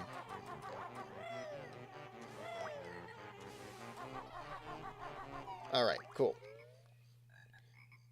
Now, just gotta finish the stuff here. I need to remember where the honeycombs are in this level. Because I feel like I would have seen them scouring things around as much as I have, but I haven't. If anyone happens to magically know off the top of their head where they are, by all means, drop a little info. But if you don't, that's fair. Dude is weird, dude. Yeah. Paul's real weird, man. And then what, nuts and bolts, when you catch up with him, it turns out that his wife and kids left him because they couldn't get over the fact that he died in the previous game. They thought it was really rude of him to die, so his wife left him and took the kids. Like, Guy has not had a good life. He's awkwardly hanging around a child for this game, getting yelled at by Kazooie, followed by the next game he loses at poker, and then immediately dies, stays dead, everyone insults him while he's dead. Gets brought back to life, his wife reprimands him for being dead, eventually leaving him, only for him to become a useless character you can buy random advice and tips from in Nuts and Bolts, which doesn't matter. So, Guy's literally never had it good.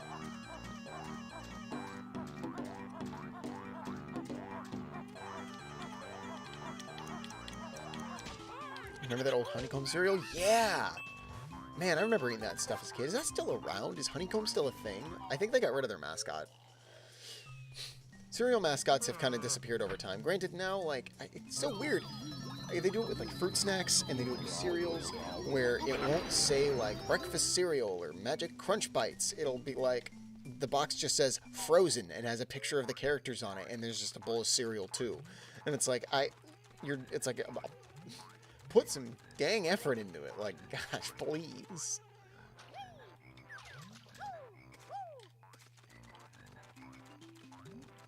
Alright, let's do this. Remember the cereal, less so the mascot. Yeah, a lot of mascots, I think, have faded off. I never cared too much about mascots when it came to cereal. It's like, it's just a dang cereal, you know? And it's still a thing. Maybe I should get some at some point. Eat it during the Banjo stream. Press A to accept. Yeah, I'm cool. Eat more. Red Yumblies. Press X to eat the Yumblies. Ready? 3, 2, 1, go. Yeah. Boom. Perfect. And I got the shoes. That's just going to make this so much freaking easier. I'm going to annihilate this guy. Boom. Oh, boy. Bam. Kaboom, kablam.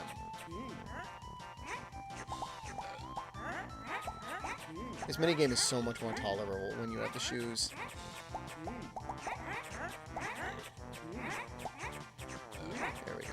There we go. Staying on top of it. Oh, immediately screwing up. My brain's like, oh, I'm gonna read chat. I know that's a dumb idea. Oh, what's that? I miss you. Can all these Yumblies out of your way? I'm so sorry. don't get nothing. Yeah, 38-24. Yeah, get wrecked, dude. I don't remember ever eating the cereal, but I remember the crackhead Furby. I like when Cookie Crisp had that... What was it? The like, wolf mascot who, like, kind of freaked out over Cookie Crisp, but not as much. I don't know. You know, at some point, maybe I'll go absolutely off the wall and make a KOT BOX video about cereal mascots and their weird evolution, because I think that there could be some... That's the kind of stuff I want to learn about. It would be so out of my usual wheelhouse of topics, but, you know, I think it's smart to expand.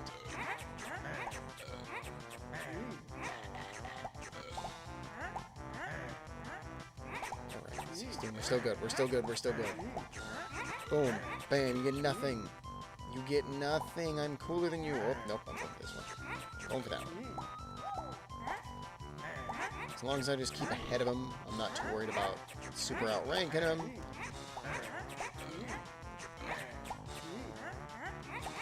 Alright. Boom. Yeah, there we go. Alright, I'm gonna make a quick note.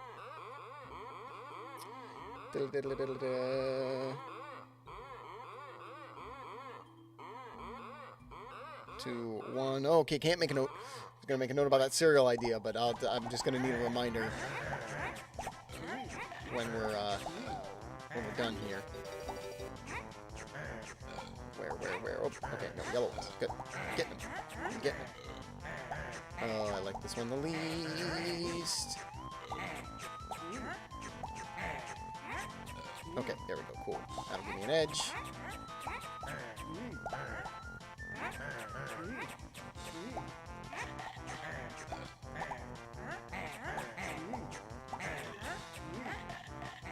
Okay. Oh, hyper-focusing.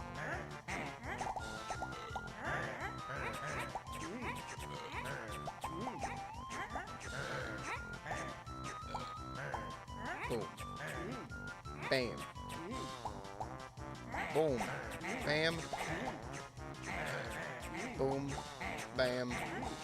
Boom. Whew, okay, by just a couple. We did it. It's done and it's over, and that is now the last Jiggy. And I'm totally not looking up the Bubble Gloop Swamp Honeycombs. I don't even know where they would be. Who would even know a thing? Who would even look up an image? I would never. Above the podium for the Tip-Tip Choir. I mean, what? Oh, and in Mumbo's hut? I would have never found that. I would have walked around this thing for 5,000 hours. Okay. So I cheated a little bit. Cereal mascot video I'd watch. Okay, alright. I think that could be a genuinely fun one to do. That might take a little more weird research, but I think that one has potential of actually being really fun.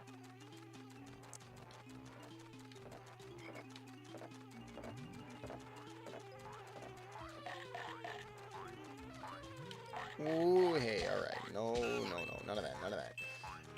Yeah, okay. I think something that's interesting is I'm learning that the live chat, it doesn't update for me as soon as you guys send it. I don't know. Every once in a while, I consider if I should be going back to Twitch. I don't really want to, because I've built up such a good, like, streaming situation here. Ugh. Okay, hang on, I gotta turn back into Banjo for just a second. The alley-oop.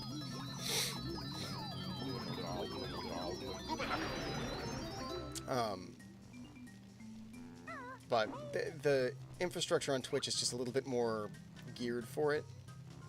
It said the honeycomb was here. Oh, what a spot. Okay. I would have never figured that out.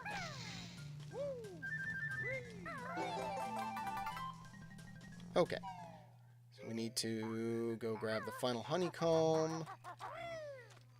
And then come back, turn back into an alligator, and then leave so we can go through and get that little secret Cheeto. I think it's a Cheeto page or a cheat thing.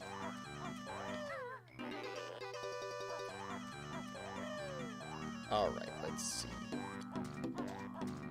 So the last one was inside the turtle guy.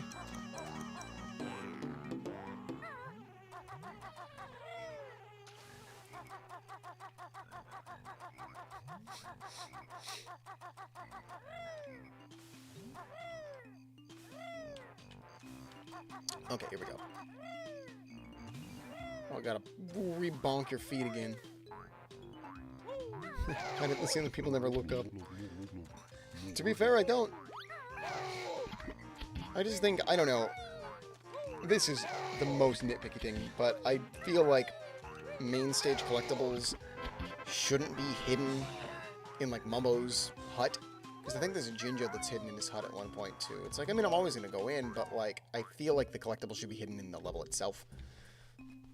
But I don't think that detracts from this game at all. I think that's just a minor point. Personal opinion stuff. Also, make sure the camera doesn't actually look up normally. Also, yeah, also that. Ooh, I inhaled that water and it, whew. There we go. Cool. Alright, then. I think that means we've done everything. I'm going to double check the totals here. Bubble Gloop. 9 out of 10. 9 out of 10? What did I forget? What did I not do? Well, it's already happened. It's already happening. The thing where I just totally don't know what I've forgotten. Turtle, done.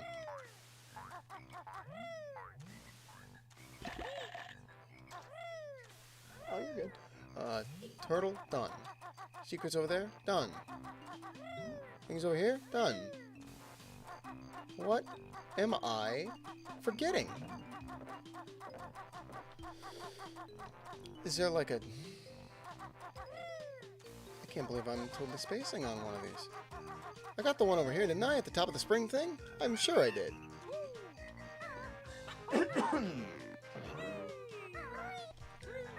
But we're gonna zip up there real quick. If anything, just for a vantage point.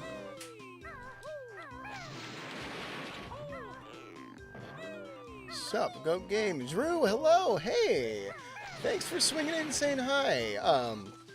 Folks, this is Drew. He has his own YouTube channel. We recently found each other through Twitter. Guy, I would argue he's someone who might genuinely love Banjo more than I do, and I say that in a very respectful sense.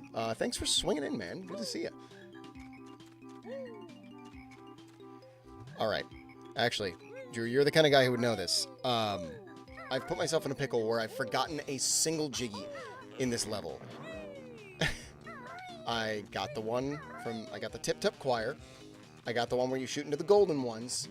I got the Switch. I got the Golden Frogs. I got the Mr. Vile.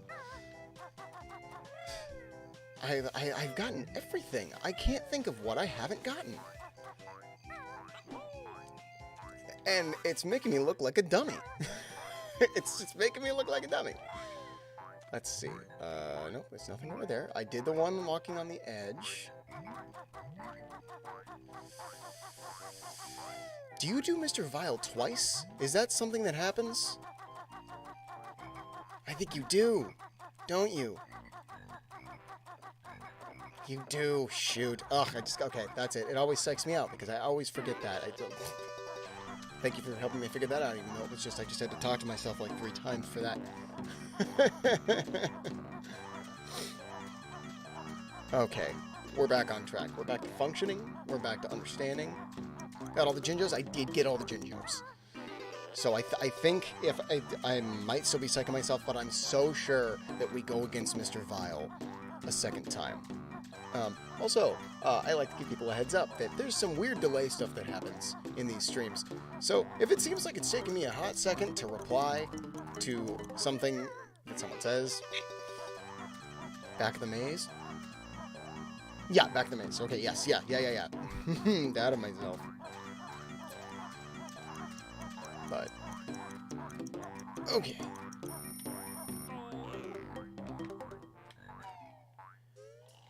Okay, I have confidence in what I'm doing, and what is happening. I think it's gonna work out. Plus, I need to be the gator to exit anyways, because I gotta go get that Cheeto. Huh.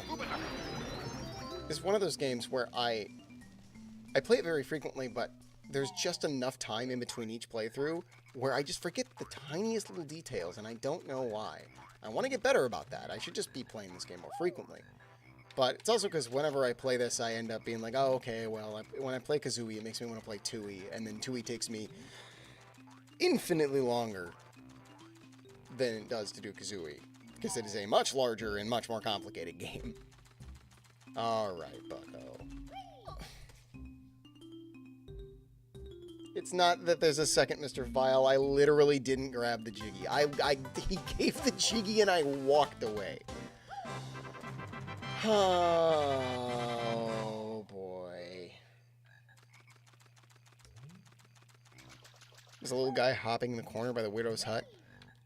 I think those are the boots. Okay, you know, we're good. I figured it out. I'm just dumb. You know what? I think last time I played this game, I made that exact same mistake. And I'm thrilled and upset that everybody just got to watch that happen. Like, first thing. Yikes. But that's alright. Better for a simple mistake. I'm glad it was that instead of having to go up against him. I don't know how I convinced myself that he had a second round. Maybe I just think about 2E too much, where there's a lot of like, well, now you gotta beat me, but faster. Good, well. Can maybe make a stream highlight out of that. Normally I like to do it when I do cool things, but I'll make a stream highlight out of me absolutely biffing it. Running around like a maniac.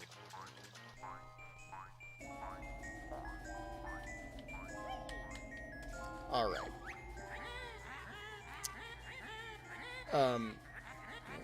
Yeah, by the way, your stupid shorts are target for my dumb cohorts. It's rhymes like that where you know the team was sitting there scripting it out. And they were like, I'd make a joke about the shorts. And like someone had to sit there and be like, what rhymes with shorts? What the hell rhymes with shorts? Like someone had to really sit there and, I mean, maybe they thought about it. Well, no, but it seems like that one of those things where they're like, we gotta figure this out. What's up, my dudes? Teacup, welcome, my friend. It is good to see you. Great, we're getting a bit of the crowd back. It's nice to see everybody. Now you are the Kalama nerd. Ugh, I am. Around for a sec. You found them all? I did. Yeah, I died. If you missed where the final Jiggy was, Drew, I just didn't collect the one Mr. Vile gave me. I just didn't collect it. I was dumb and I walked out and I didn't collect it, but I went back, I got it, it's fine now. I just made a dummy of myself, but we're good now. Teacup, how are you? My friend, my buddy. Feels nice seeing everybody again. We're back. This is the, I dreaded so long about like, oh, what do I want to start? Because, you know, I wanted to put out a good video for my first video of the year, but I've been kind of turmoiling over what that is and figuring out what scripts that is going to be and when it's going to come out.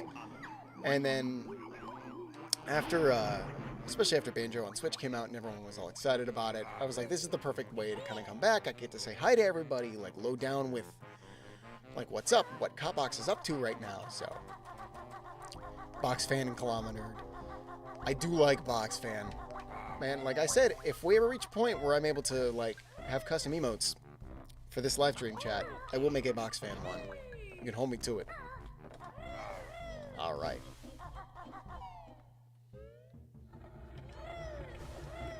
Okay, so that's done. We're going to pass Gobi's Valley for now and swing over to Freeze Easy. Oh, see. Well, here's the thing. Maybe it's not Box Fan versus Kalama Nerd. Maybe all of you guys are the Box fans, but I'm the Kalama Nerd. I don't know. I'm really trying to make this make sense. Alrighty,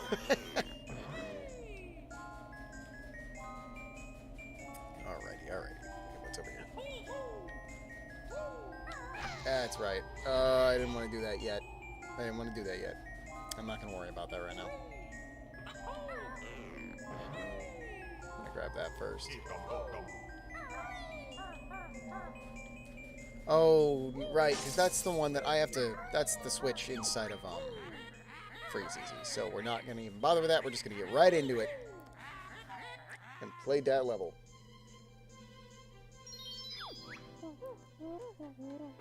And then we'll see how much longer this adventure goes. I was originally thinking about completing the entire game on stream, but there's enough of this game that I'm thinking that what we're going to do, and I was telling some people earlier, is that tomorrow we will do a part 2. Now, maybe I'll start it around, probably around 6 o'clock my time. We'll see how the day unfolds and stuff like that, but I figured that would be an easier way to do it instead of... I know if I tried to like finish this game tonight that I would stay up far too late, I would be tired, I'd be exhausted, so I think we'll just turn this into a 2-day event, and then it makes it sort of a double header of like celebrating KOT BOX coming back for 2022 and all that sort of stuff. Vsauce Dilemma is Michael Vsauce or we Vsauce? Who is it? Yeah, that exactly that sort of concept of like trying to figure out who's who. Man, I really feel like the live chat doesn't give me the chat updates as fast as I'd like. It's very weird. What happens if I... Let's try that. There we go. The not so angry kilometer. Yeah, not as angry as I could be.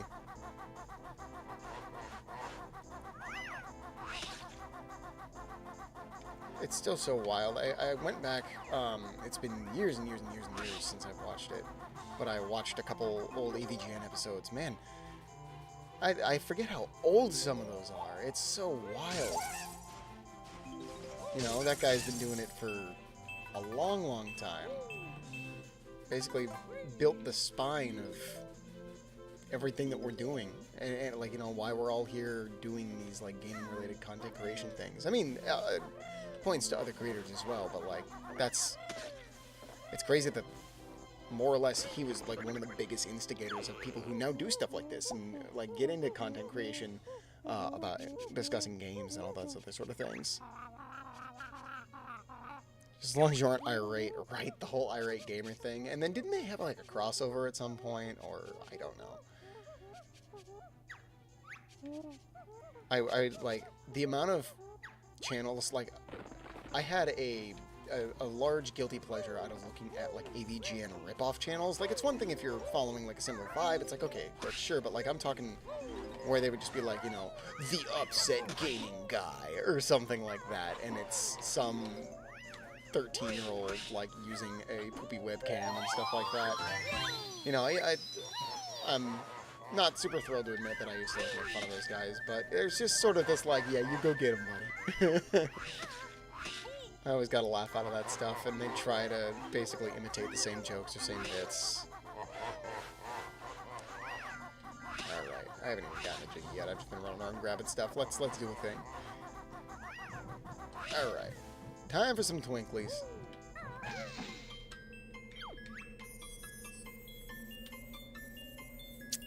And I was talking about this earlier when there were a handful of people in chat, but after completing Banjo Kazooie tomorrow, I'm thinking that... Oh, hey, whoa, okay. I'm thinking that that might be the start of a Banjo-thon,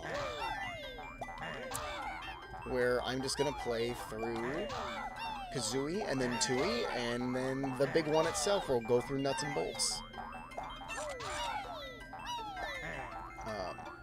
Depending on how much fun we're having with the Banjo-thon, I could even put in like a small session where we play like the Game Boy Advance game, and like or like Grunty's Revenge and Banjo Pilot. Those games are a little different, but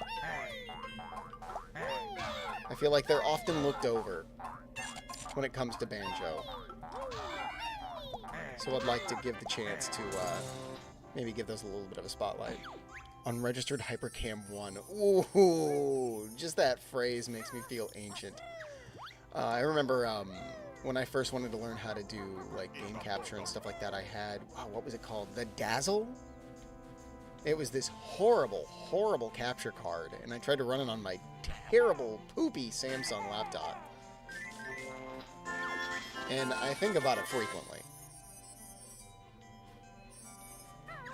It's like, you know, whatever I couldn't capture with Hypercam on my old version of Project 64, I'd try to capture on my Dazzle using, like, weird, gross component plugins.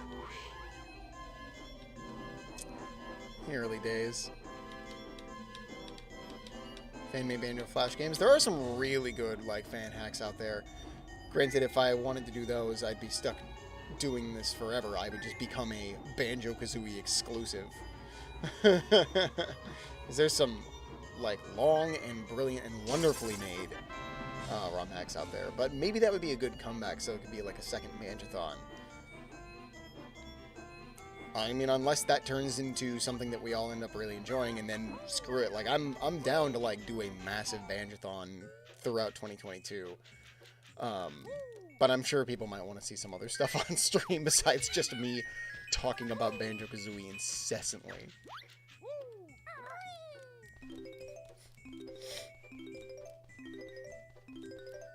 The seal of authenticity. Well, actually, you turn into a walrus in this level, so it's not really a seal of authenticity. Don't mind me, I'm just saying useless things. Banjo EXE. Yeah, you know, I've played a lot of, like, crappy Flash games of, like, Sonic and Mario and stuff like that. I don't know if I've ever looked for Banjo ones. I should look into that. Well, although, if you want to play, there is an official crappy Flash Banjo game. When Grunty's Revenge came out on the GBA, they also released the game, the Grunty's Revenge, the Game Boy Advance game, on mobile for, like, flip phones. And it's awful. It's terrible. I'll try to remember it. At the end of the stream, I'll see if I can pull it up and find some footage for a moment or two. Because it was built for mobile phones, and I mean that in, like, a flip phone, mobile phone, playing it with the old style stuff, and, like, yikes.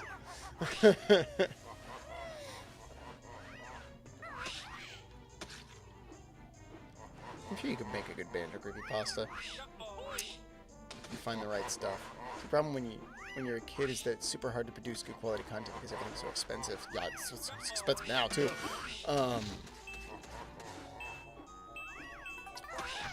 Hard to produce good quality content because everything's so expensive. At least used to be in a pre-Amazon, not selling only books world. That's true. Yo, getting anything as a kid was super difficult.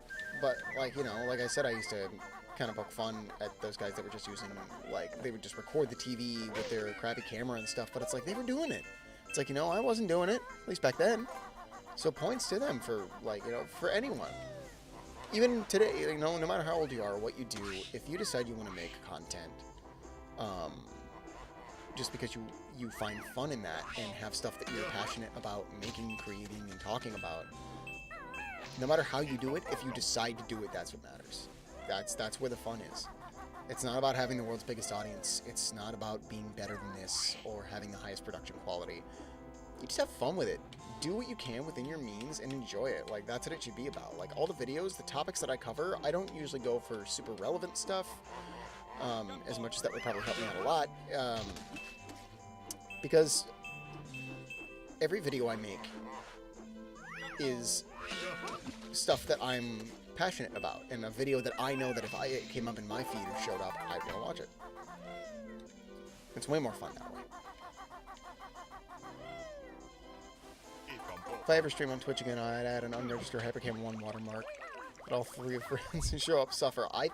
You should. You absolutely should. I may be a busy guy, but if you start streaming, I will at least try to sneak my way in every once in a while.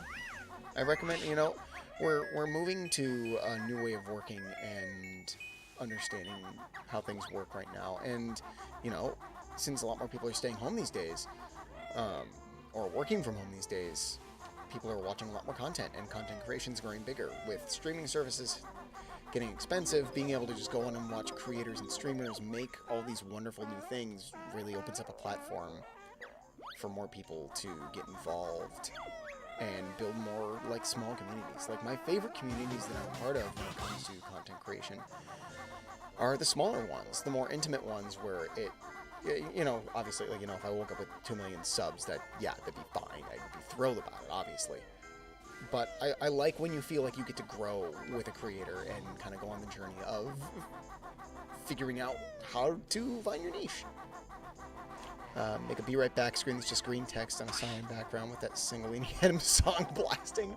If you made an entire stream where the layout and vibe was just like unregistered hypercan, that weird EVM stuff, like Windows Movie Maker theme, like it just sort of that weird old crummy early 2000s vibe. Honestly, I think that would do really well. There's ways to make that work.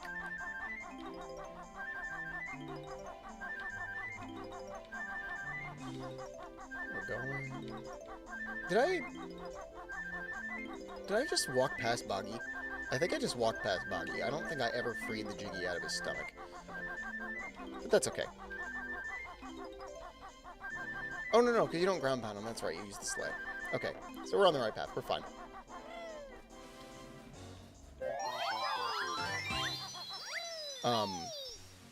It's funny because I'm like chatting about all this stuff and these ideas about content creation and stuff like that. I have not been paying attention to what I've been doing. So hopefully I'm able to keep going at like a moderate pace. I just very much like have just been kind of grooving. But at least I'm able to like do it, you know? Alright, you get out of here. I don't want you here for when I gotta come back. I like the Windows 95 aesthetic she got. Thanks! I kind of wanted to clean things up a little bit for New Year. And this is something I settled on because it lets me have a fun, like, retro visual aesthetic, but it's also, like, minimal enough that it doesn't, like, invade the gameplay or the footage that you're looking at. So I'm glad you like it. I'm very happy. I went through and was very meticulous about, like, making sure it looks like you're sitting on a desktop with the icons. I was going to put a start bar down at the bottom, but that just didn't work out the way I wanted it to. It felt too cluttered. But, you know. I'm also going to try and work some of it into the edited videos as well, but I'm figuring out how to incorporate that properly.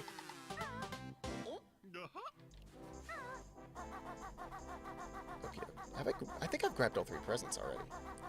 So I'm going to slink up there. Double check on that. I stream less to be an entertainer and mostly just to hang out with friends. Yeah, I mean, that's still a totally viable reason to stream. I think that, you know, people think that getting into creation means you have to always be trying to make it big and be the next big guy, but it's like, no. It's like, I mean, like most of you, I know in, like, real life. Or, like, and even if I don't know you in real life, like, there's not a huge crowd that always ends up in here, so it's usually just a handful of us hanging out, so we all get to know each other a little bit better and stuff like that. I'm a fan of that. Obviously, I'd like to grow. I want to grow. But, you know, a lot of people try to just move forward to the big scheme and the big, some big vision of it, where it's like, I'm just here to have a good time. You know? Because even if KOT BOX never took off in a way that it would let me do my job, I will always be making episodes. I can promise you I will always be making episodes. It's something I fully intend to do for a good long time. No matter how frequent or infrequent I can make them. Job or hobby. I'm in it to win it.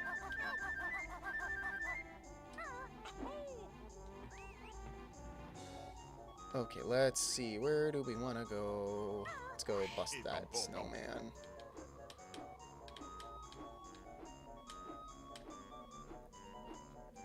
But I do have, let's see, I pretty much only stream once a year anyways. There you go, I got a little yearly event. Just gold feathers. Rude. Oh, okay, there we go. Oh, I also gotta bonk the buttons. I'll do that on my way up. It's on the other side. Poop.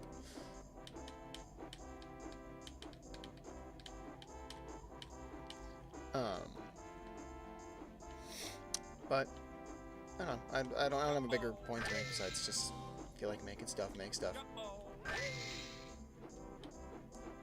I have some plans of what I want to do this year and some episodes that I want to make. But I have learned that the smartest thing I can do for myself is I tend to keep quiet about those plans until I know they're properly set in motion, because I don't want to jinx any of my stuff. I want to make sure that when I'm like, hey, we're gonna do this, that it's you know, a viable option. Also, I think that once we finish this course, we may look at wrapping up today's stream. Oh my god. Oh, that's gonna kill me instantly, isn't it? No? Okay, wow. I can't believe I'm okay.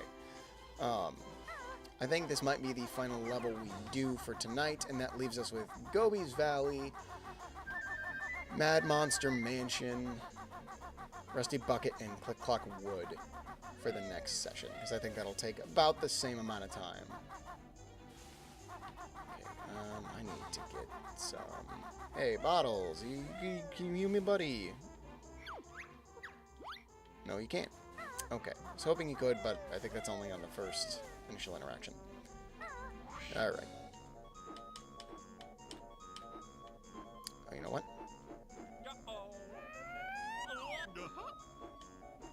There we go. Gonna make something to eat. Alrighty. You enjoy making some food, and if for whatever reason, if we wrap up before you get back, thanks for joining, but I think you'll probably make it back in time.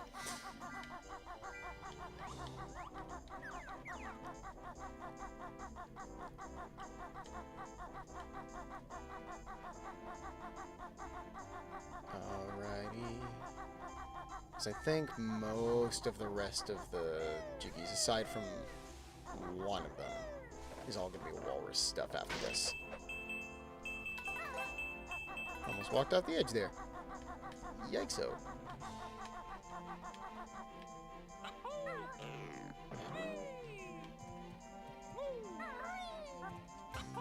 There we go.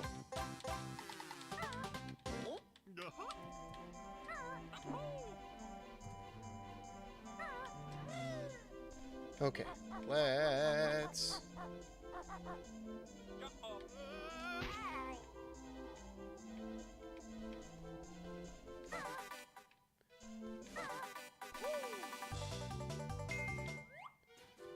And then that's another tree. Nice. Cool. I gotta snag that arrow quick. And then let's go walrus it up. Let's see, where is that? That is over this way. Whoa. Don't want to be in the cold water.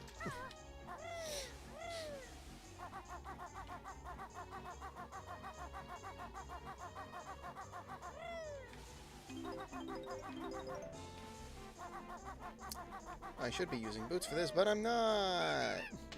I'm just gonna take the 1 damage. Because, oh well, whatever.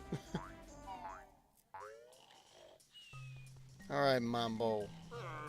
Yeah, this is the one that's got the Jinjo in it. Okay. Jinjo and notes. This is like the most wealthy Mumbo hut in the game. It gives you Jinjos, it gives you notes. It gives you very prime collectibles.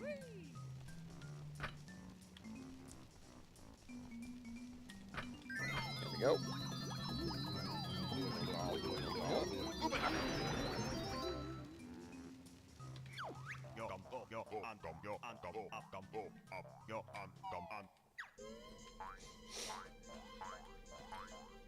I'm glad to see you streaming, Mad Cat. Hello, hey, how's it going? Good to see ya. Welcome to the stream. Finally up and going again, making things, doing things. Trying to, at least. Feels good to be back. I haven't streamed in months. There we go. All 100 notes. Let's see. Where else? What else do I need to do? I need to go find Boggy so we can do that race. And then I gotta do the race again, and it's harder. But, either way. How's your day going? Good to see you. Thanks for coming in. Windows Esque layout. Yeah, it's one I actually just put together. I've been wanting to update my stream layout for a while, and this is kind of what I came around to because it's fun, and I mean, most of my channel, it's all like nostalgia, old school stuff, and things like that, so I figured it's the perfect pairing of going for, I can't remember if this is 95 or Windows 98. Going great, love the new job, miss you guys. Yeah, I'm glad the new job is going well. I think that was the right move. We all miss you too. Things have been going alright. We've been working on a lot of stuff, trying to make some changes over at work, so for context, without doxing anybody here. That guy here is someone who I met through my current job. They just left to go for another good opportunity. Come on, buddy. I don't want to deal with you right now. There we go.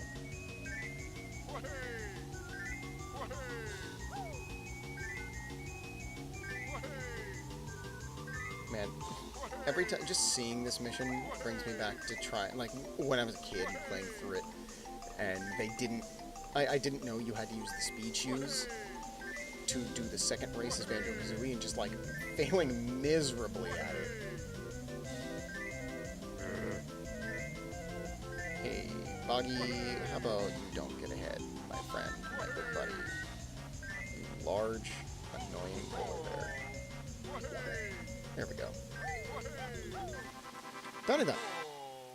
98, I think. That's what I thought. Is that a dumpster fire? No, it's just a recycle.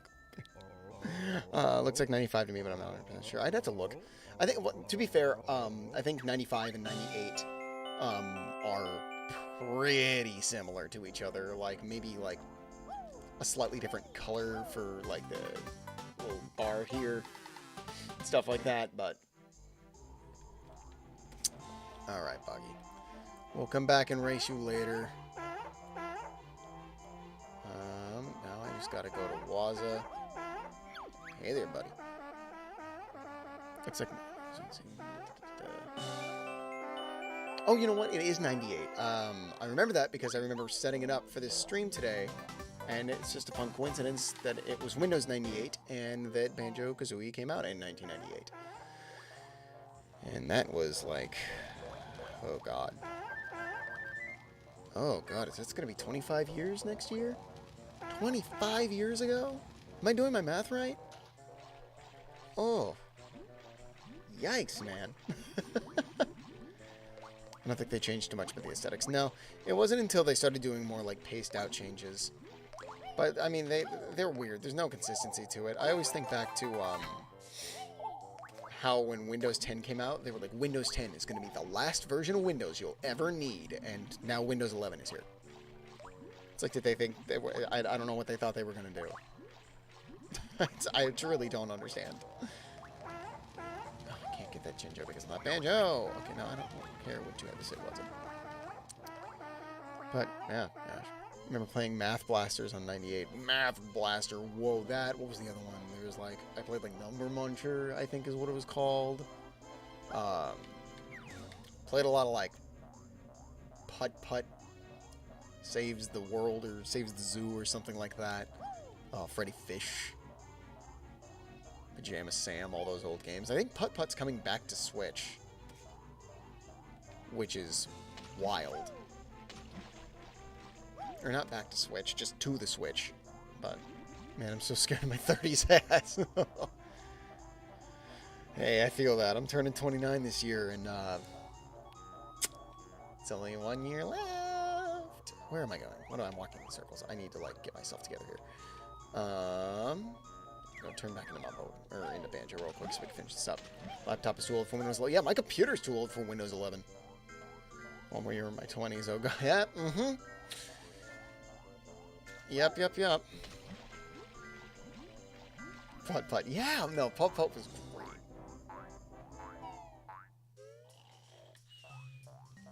Alright, turn me back. It's funny because, like, when it comes back out on the Switch, I might get it just for the sake of old memories. I'll probably be like, yeah, I'm gonna play Putt-Putt, and then I realize that it's, oh yeah, this is made for, like, 3-year-olds. It's not gonna, like, engage me that much, but... I got some soft memories of those games. Okay, let's get this last Jiggy. I think it's the last one. Did I get both the honeycombs? I don't remember. 2 out of 2. Alright, 8 out of 10. 8 out of 10. What am I missing? Got the Boggy Sled. And then the Jinjos. That's right. Okay, cool. Alright, then I know what's left, so we can get the last 2 Jiggies. And then I gotta turn back into a walrus so we can go get a little something afterwards, I think. Oh, no. No, I don't need to be a walrus. I used to think people who were 30 were old. This never ends. No, it's that same thing. You think that you know, I remember being in high school and it's like, oh, 30-year-old. Oh God, that's so old. And now it's so different now. Like I don't feel like it's old at all. If anything, I'm kind of looking forward to my 30s because I feel like it's almost like it feels like a second chance to do the stuff that I thought I was supposed to do in my 20s. See, I see this message. I'll get to that in one moment. I gotta hyper-focus on this bear stuff.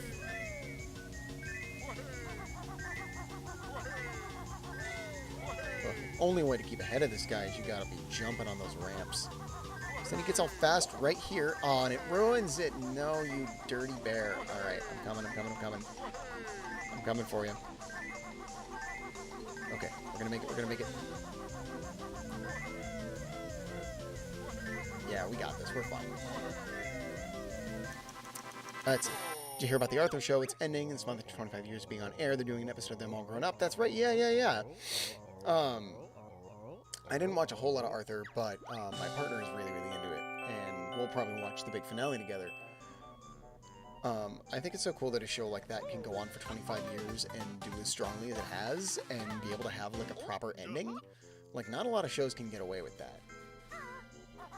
But maybe a lot of shows do get away with that. Maybe I just watch too much CW shows, so I'm just used to consistent failure and poor endings.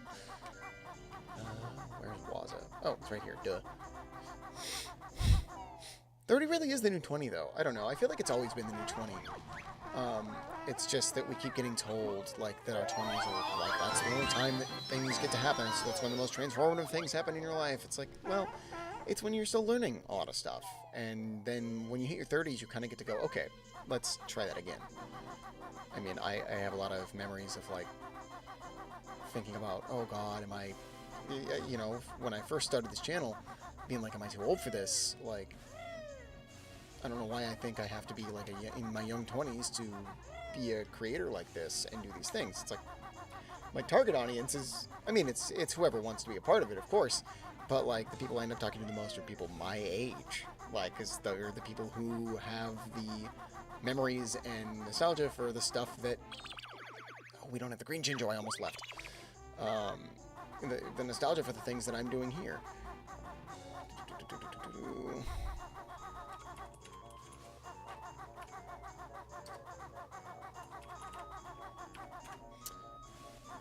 What's my computer doing here?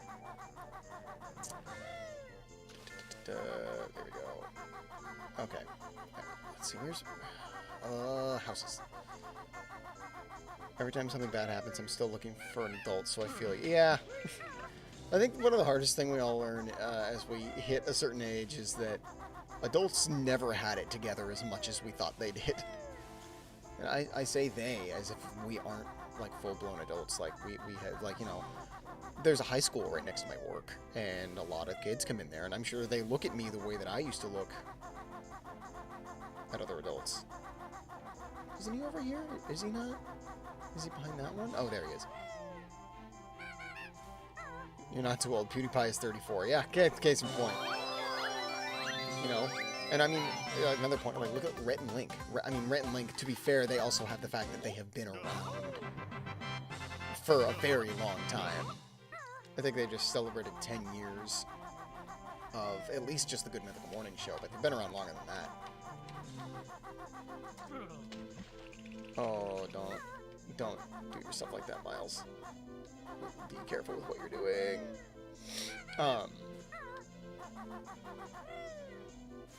But, like, you know, Rhett and Link are in, like, their 40s, and they're still doing great. Their content is always good. So I got past the whole, like, am I too old to do this? No, it doesn't matter. I'm just having a good time. That, and, you know, it used to be like, well, you didn't see a lot of older people doing it at first, but that's because content creation was new. And now it's a pretty tenured thing that we're all pretty used to at this point.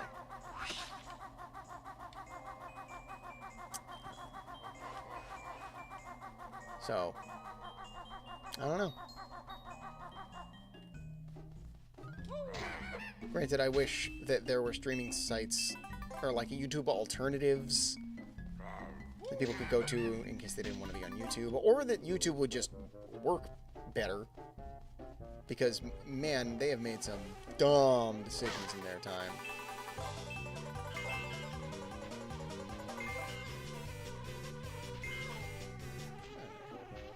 No, thank you. Okay. Got a little bit more health. So let's jump back up here. So we can do this part again.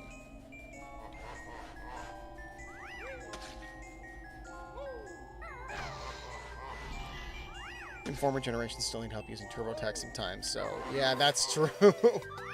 Oh, I didn't open up the spot where the thing goes. Okay, let's do it again. Up, up, up. There we go.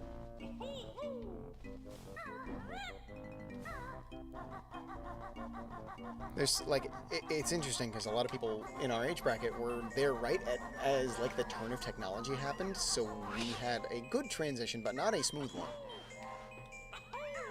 And to no offense, people just a generation above us, like, certain aspects of that could be, like, some people totally nailed it. Some people have no idea how to do it.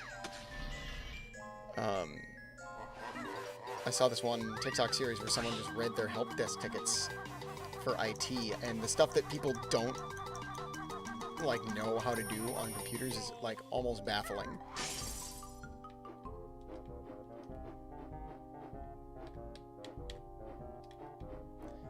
There we go. Man, doing this particular Jiggy used to be, like, the hardest thing in the world. There we go. And that's another bonus one. Welcome back. We have just finished Freezeezy Peak. And do we want to go into Gobi's Valley? Although maybe we'll just wrap up and goof off for a minute. I'm trying to think of what else there is that we can do.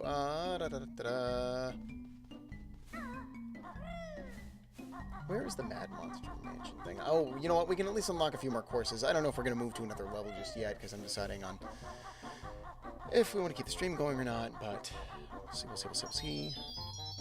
We're a part of that generation that still remembers before internet times. And the last ones, yeah, it's true. And it's just this, you know, it's just such a specific thing that circumstantially no one else is going to experience. There's nothing wrong with that, but it's still weird.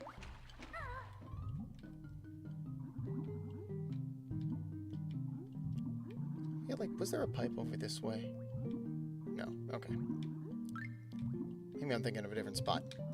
Good job. Thanks.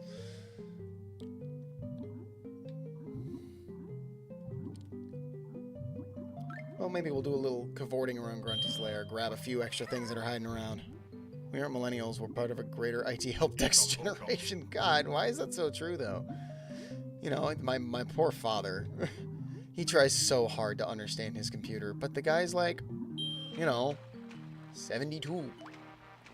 It's not very easy for him. He's like 2 whole generations behind me. But the guy gives it his best. But I think it was maybe like 4 or 5 years ago, I taught him, I showed him copy and paste, and it blew his mind. Crazy because late boomers and early Gen X think that kids are good with computers, and most of them grew up with phones, where most apps are already pretty polished. It's true. It's like because it was so new in such a later part of their life, they just were like, I mean, a lot of people were like, oh, it's a fad. Computers are a fad. I mean, IT step in for our community as boomers. It's true. It's gonna be weird, like, give it like 50 years from now, when we're deep into generations that are all, like, fully understood with technology. I'm curious to see how that goes. Granted, some people are always going to not understand, because some people don't, like, obsess over tech the way that other people do. I don't know. It's just going to be interesting seeing where we are. Because I would like to believe that we will be a species for another 50 years. I would prefer that. Had my doubts for a little bit over the past couple of years, but I think we're going to make it. I just want us to reach that point where technology is properly utilized maybe a little bit more understood. Social media is a little more handled. People know how to look out for the dumb stuff so they can't be taken advantage of. Granted, I'm asking for a lot here, but I can dream.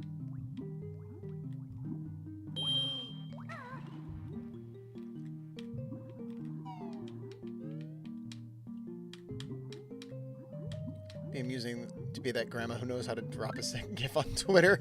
Just as good as the grandkids. That's true. It's like, I'm already seeing it in an interesting way with, like, I'm an optimist. For better or for worse, yeah, I have to be. For the sake of my own sanity. But, I think it'll be interesting. Well, I think it's funny because, you know, you think of, like, I'm going to be that grandfather where it's like, oh, do you want to, like, play some Mario Kart? And it's like, yeah, and I'll beat you. I'll totally, like, I'll destroy you at Mario Kart. So far, I've been asked by my somewhat older coworker to help move a browser window, find symbols on a label maker, and turn off printer notifications. She's been there for 20 years. Yeah, that sounds about right.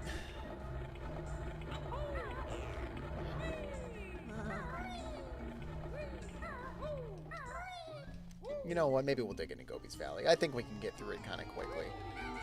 Maybe I'm feeling ambitious, but I'm not quite ready to wrap up the stream. I feel like I want to do a couple more things.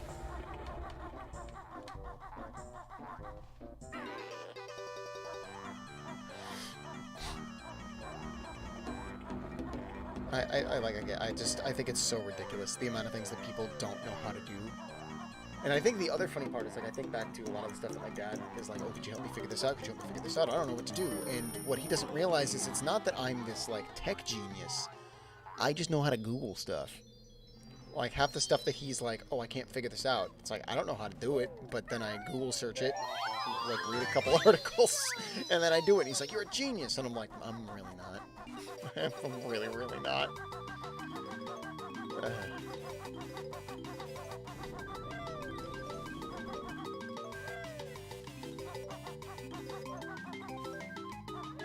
But who knows, you know, maybe I'm sitting here laughing it up right now, but maybe tech is going to move forward so fast into, like, the virtual space, or, God forbid I say the metaverse, that, I won't understand it, or I'll be confused, you know?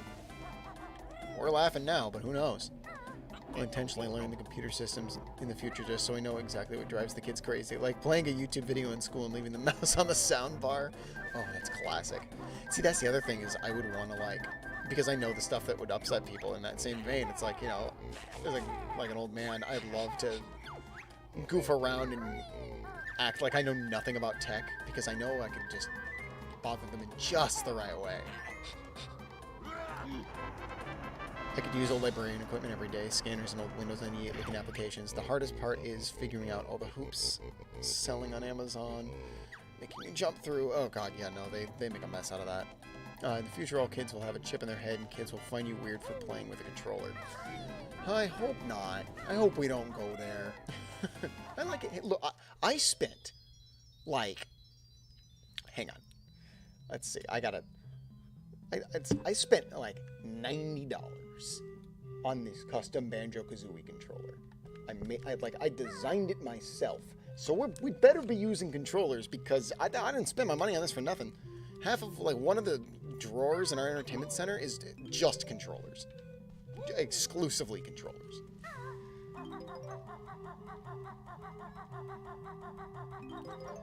Not to say it won't be cool. I don't like the companies that are doing it, but I like the concept of being able to make metaverse stuff work.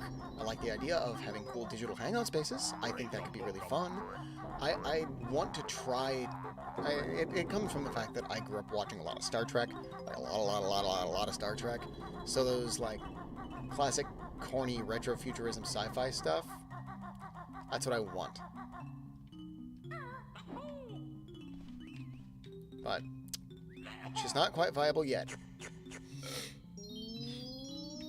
That, and right now, a lot of that stuff is like, buy an Oculus for that. And it's like, I can't. Facebook owns it.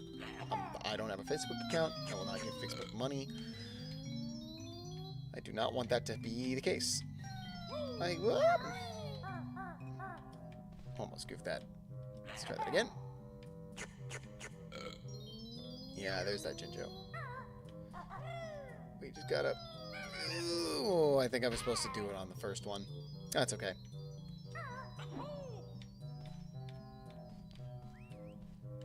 Star Trek? Yeah, Trekkies. Granted, like, 90% of my Star Trek relationship is just with the next generation, but ain't nothing wrong with that. Still one of the best of the best. I really want to, I've been trying to, like, catch up and watch some Next Generation again, because I want to watch Picard. I hear it's really, really good.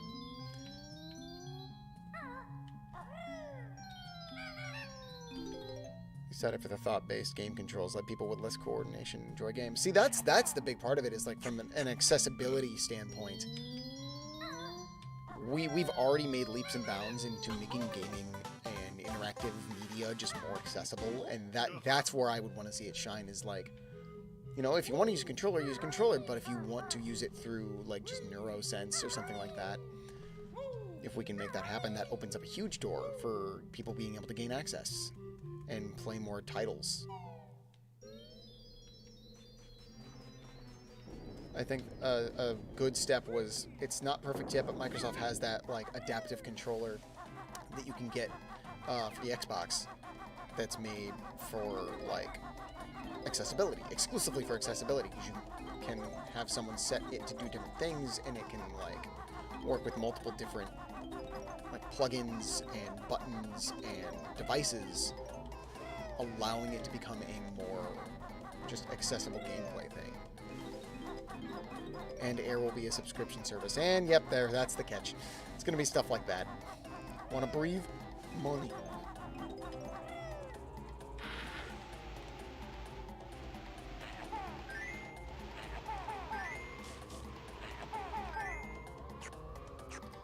Making a game that someone can play without hands and arms would be a huge deal. I wouldn't be shocked if that's already, like, in some form of, like, testing and programming. Because, you know, whatever company is able to break that barrier first, that's going to get them a lot of good press. And unfortunately, that's a huge driving factor for a lot of that stuff. But it's also because, like, we're reaching a point now where the people who are now leading companies and, like, leading game companies and developers and game designers and all that stuff are people who grew up playing games since they were, like, you know, like we did in our childhood. So those are now the people who are building the world of gaming, and they know it from the ground up. They've known it since they were a kid. So I think that opens up the door for way more understanding. Come on. Yeah, there we go. That I having to be voice or eye movement activated, yeah. I think the whole, like, making it work with thought, like, with brainwaves or something of that sort is going to be the most difficult one, just because that's such a particular thing. But I don't know, we can do some crazy stuff. Oh no, no, no, no. And we're fine.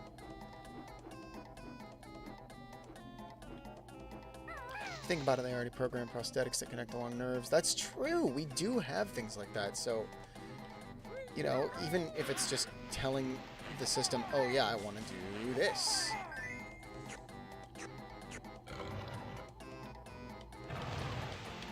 I've seen, like, prosthetic arms have gotten really advanced. And it's pretty cool. It's not quite like Deus Ex Human Revolution level, but what we're learning. Alright. King Sandy Buttstone. Let's do this. I remember how to do this maze. I think there's a honeycomb in here.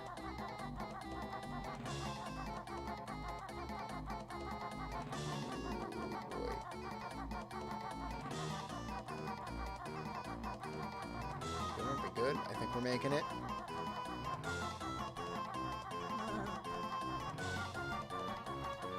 I think there's something over there, but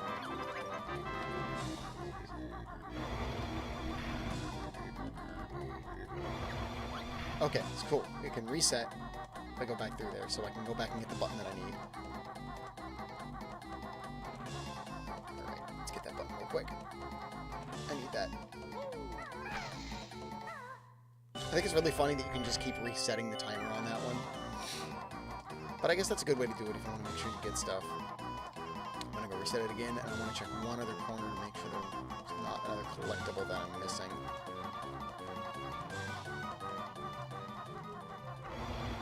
Yeah, there we go. Cool. Another reset. Wrap around this way. Pull that guy up. Is there something over here? Just golden feathers. Okay. I could have sworn it was a honeycomb piece, but I guess not. Alright, let me get out of this mess. You know, they made prosthetics that respond to movement. It would be pretty swanky.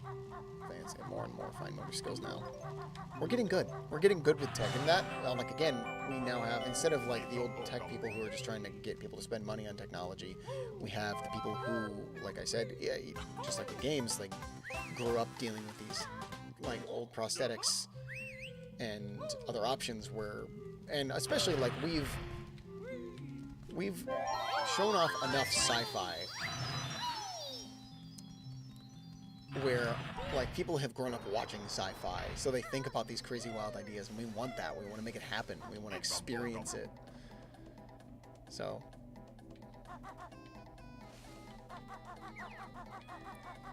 let's see. Let's go this way next. Oh my god, that's a bad idea. Let's go over here.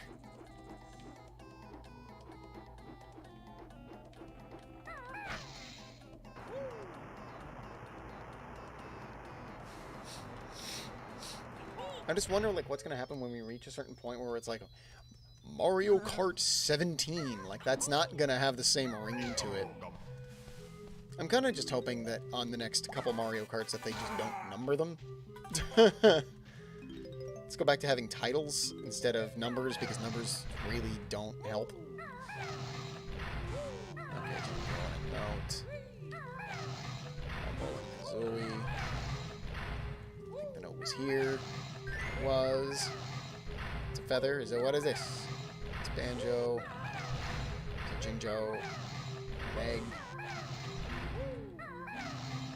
Oh, Mambo. Think that was this one? Was. Kazooie was over here. What is this one? Banjo was this one. Honeycomb. I don't think I found the other honeycomb yet, and I found it right there. Perfect. Egg. Pretty sure this was egg. It is. That's red feather, meaning this is feather. Oh, oh, Jinjo's just right next to itself. And there we go. They have those eye tracking rigs, so I gotta wonder if they can make a control scheme where you can just look at what you want to select for a time and it clicks. I think that we've already, like, started on stuff like that. I think some things can look like that. So I think that that would be a very, very possible thing. Especially, like, you know, even just for starts, like, how many point-and-click adventure games would just become viable if you could just do it through eye tracking? Like, I think it'd be the perfect kind of medium for that. Where does this go? Mario Kart rebooted into Mad Max. I would love that. I would genuinely love that. Let me build, like, a big weaponized Mario Kart that, like, can break down and stuff like that. I love Mario Kart. I think it's due for a change-up. I think it's due for a shift. You know what I mean? It's good. I love it. It's wonderful. I think it's time for it to, like, do something, like, radical and different. I don't know what that means. Maybe it's just because, you know. Oh, let's see. Ladies. Oh, if you're heading out, Jake, thanks for swinging by. But, like, if I'm trying to think. Okay, I got what I'm saying. I think it just comes from a place of me missing Diddy Kong Racing, because that had that whole adventure mode. Famous horror movie scheme after 10. You just put Revenge, Curse, Reloaded, Infinite, Restored. Yep. Hey, if it works. So wait, that means we just had Halo Infinite. So are we gonna get Halo Revenge, Halo Reloaded, Halo Restored?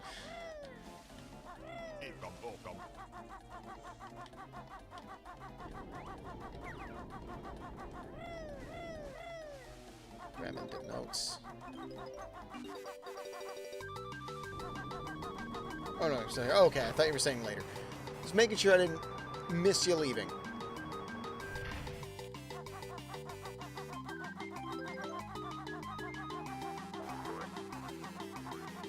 boy.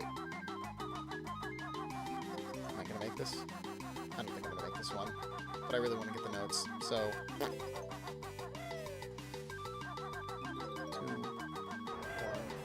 Yeah! No! So close. I'm against Animal Crossing. That's yeah, well. A man and mouse that fits on a dental retainer and you control with your tongue? Whoa. Hold on. I didn't catch that. I just got the funny animal cruelty joke about it. Oh my gosh, that's weird stuff. But hey, if it works, it works. Man, we can make some cool stuff. GTA Mario Kart, honestly, would be super into that. Just having an open, like, give me a little open part of the Mushroom Kingdom to just drive around and, like, challenge to races. Let me level up my cart. I think that'd be fun. I don't think they'll ever do that. And that's fine, but I just truly don't think they ever will. Ugh, I'm gonna miss this one by, like, half a second, aren't I? 2, 1. Please!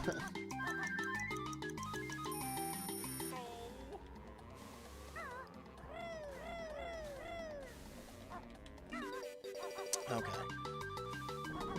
Yeah, no, also, Gobi's Valley, this is going to be our final course for the evening, and then we will pick up the rest of the game tomorrow, probably around 6.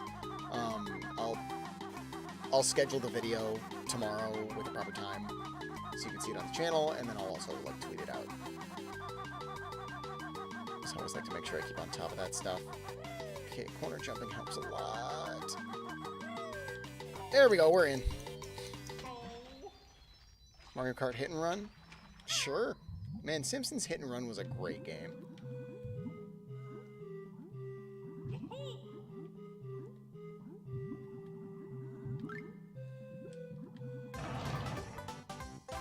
There we go, now we're getting all the water out.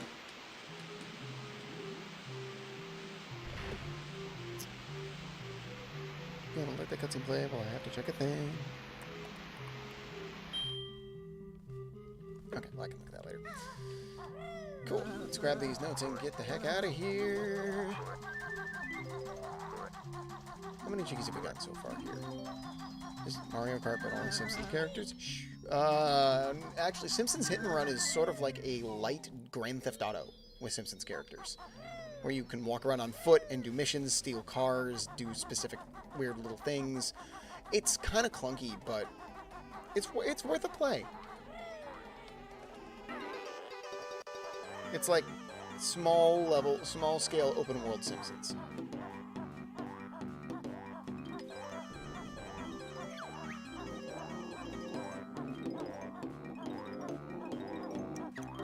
Mario Kart, but Simpsons characters, but it's still called Mario Kart. That's the way to do it. You just say nothing about it.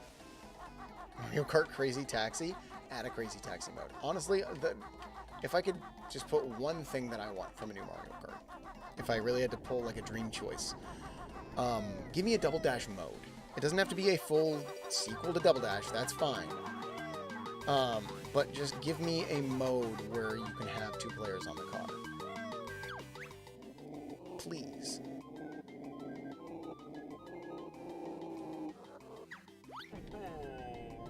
Nice. Another Jiggy for us. Let's see how we doing on totals right now. 73, 6 out of 10. None of those. That's fine. I think we've actually been making pretty good progress on this stage. Let's see. We went in... the big one in the middle. We went in there. Oh, I know some of the other ones we gotta do. I think we've gone in all of the... almost all of the pyramids. I don't know if we've gone in this one. Joking, by the way, I know. Okay, you know what it is. Oh, okay. I wasn't sure. It's one of those games where either you know it or you have probably never heard of it, because who knows about Simpsons Hit and Run? It's such a weird title. But I'm not shocked that you know it. You seem to be someone who's in the know with that kind of stuff.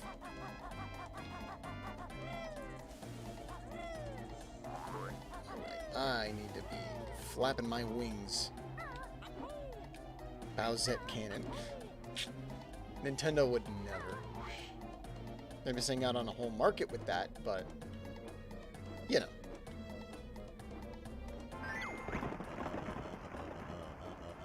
Summon all the hidden rings, you got it. Where's that next one? There he is. Let's see how much we can do on 34 feathers.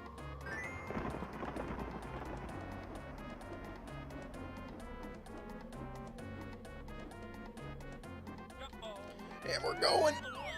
Whoa. Oh, that would have been a clean. There we go. There I am sideways. I just want the next Mario Kart to have more unique characters than Mario Kart 8. I feel like the roster is fun, but it's not as expanded as it could be. Oh gosh, where was that guy? There he is. Perfect. Cool, there we go. I'm joking, we can only give you this. It's okay, I will take it. Well, we got enough feathers to do a few more things that are happening up in the flying sphere of existence.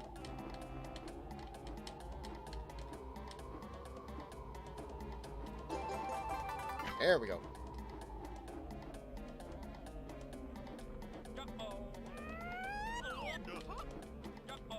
Boom.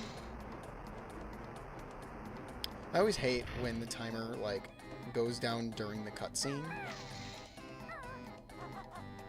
Seems unfair. I mean, that's a long one, so it's fine, but still. Okay, and then I need to make sure I remember that there are notes right here, because those are the ones. Those are the ones that I always get stuck on.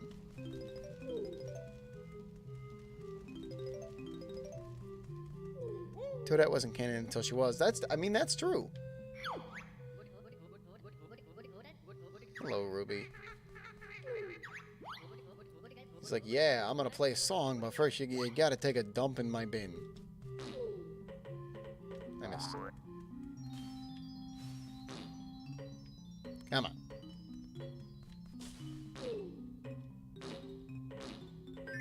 There we go. That's one.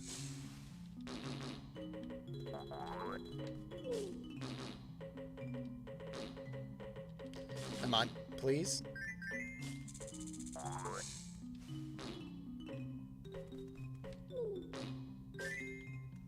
Okay, just a couple more. There we go. Her first game is Double Dash, right? I believe so. I think so. Double Dash was a first for a lot of characters. It was the first for that. It was the first for Diddy Kong. Because the GameCube era was the first time that Diddy interacted with the Mario franchise, weirdly enough. Because technically Diddy was a rare character until the buyout happened in like 2002. So I think Mario Golf and Mario Kart Double Dash were the first games to feature Diddy like involved with the extended Mario canon. So there's your fun factoid for the night. And then I do believe you are correct. That is Toadette's first time showing up was in Double Dash. Because I think she was just made as a partner for Toad. As far as I can remember. Let's see. Oh, now we can go under here now. Cool. We're making good progress. Do we have all the Jinjos? We don't. I didn't think we did. I think one of them's down here. Man, Double Dash is a good game.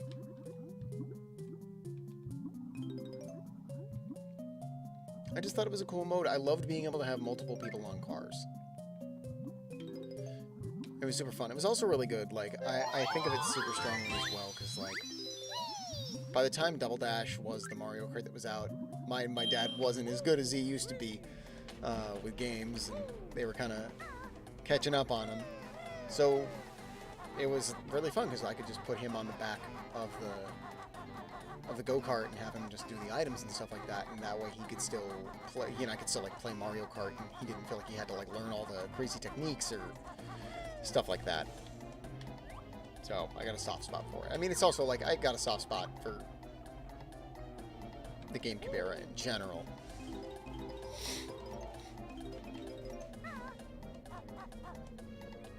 Now I gotta wait for the magic carpet, but you know, when I think about it, same with Waluigi, he was made only for Wario to have a partner in Mario Tennis. Yeah, it's true. And look where he is now. Guy's a big shot, kind of. I think it's so funny that Nintendo's not like, oh, we're going to add these characters because we think they're really going to extend, like, the lore or the moments or the character stuff or blah, blah, blah, blah, blah. They're just like, we need a partner for this guy. I don't do that. But, you know, that's it. I mean, to be fair, Nintendo, they don't care about lore. They don't care about lore at all. Except like, the Zelda team.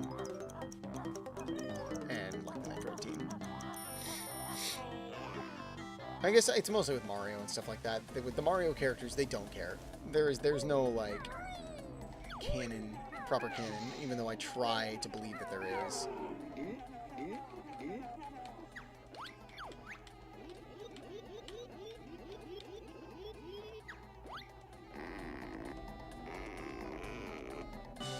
There we go. It's another Jiggy. Just gotta remember where the last Jinjo is.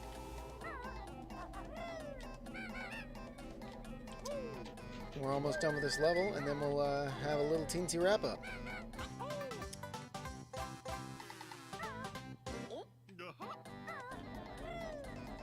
8 of those. Okay, I think I know what's left. Yeah, okay, I know what's left. And how many notes do we have? 99. 99, oh no.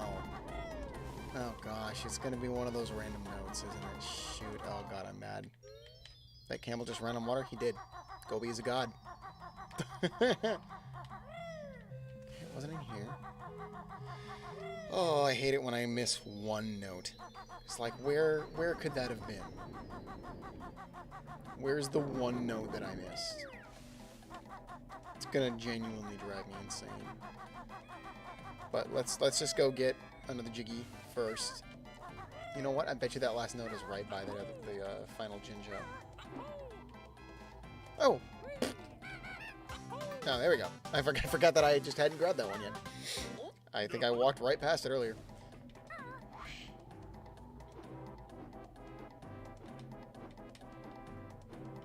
Okay, well then I don't need to do anything with him here, but I'm gonna. The honeycomb, that's what it is. Gotta put something right, be right back. Alright, see you in a minute.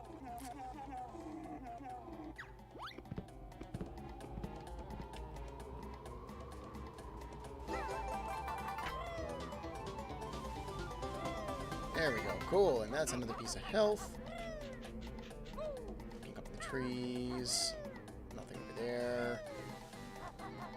I'm gonna look around before we go inside anywhere. Oh, I wonder if that Jinjo's in the maze. Oh, there's probably a note in the maze, isn't there? Ugh. Okay, we're gonna look in here. Just, double check. No notes. No notes. Cool.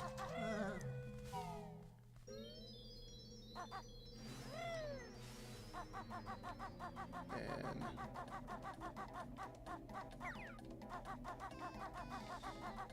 there's no note there. There he is. Okay, so that means we just need one note. And then we'll be all done here.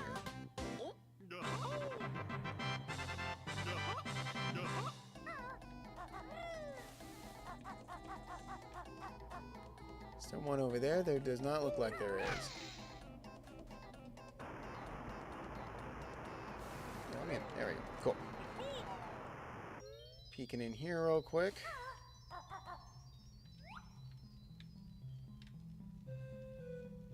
Nothing in here.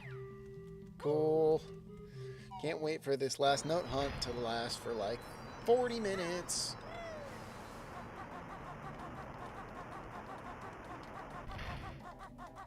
Welcome back. I wanted that rug. Okay, well, we can check that out later. We checked in there, and we checked in there. It's the thing, it's like when it's just one, it means it's such a specific part that was missed. And I don't know what that entails. I see it. I see it, I see it, I see it. We got it. Oh, okay, cool. I really didn't want that to turn into a long-winded search. Boom, there we go. That is another level down. That means Mad Monster Mansion, Rusty Bucket Bay, Click Lock Wood. We only have 3 levels left. Great. And all 3 of those, I'm going to put on the docket for tomorrow's stream. So let's just head out here, wrap a couple things up. And we even already opened Mad Monster Mansion, so we're ready to go there, and it'll be a pretty straight shot for the rest of the game. There's another Jiggy I can get in here before we call it a day, but...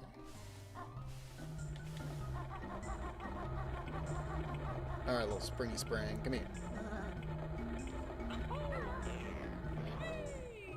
Boom! Another Jiggy. Oh, you know what? I just thought of another one that I gotta go.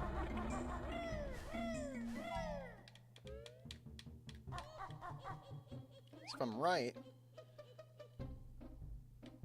Isn't there one in her eyeball or something? Or am I losing it?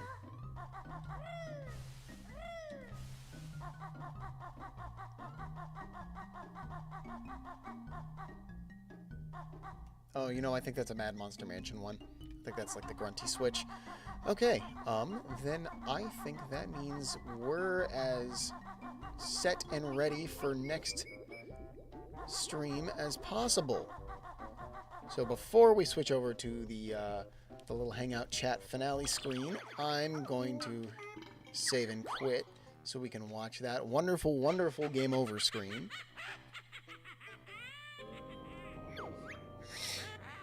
And that was successful. So, we made some serious progress today. We busted through a good chunk of this game.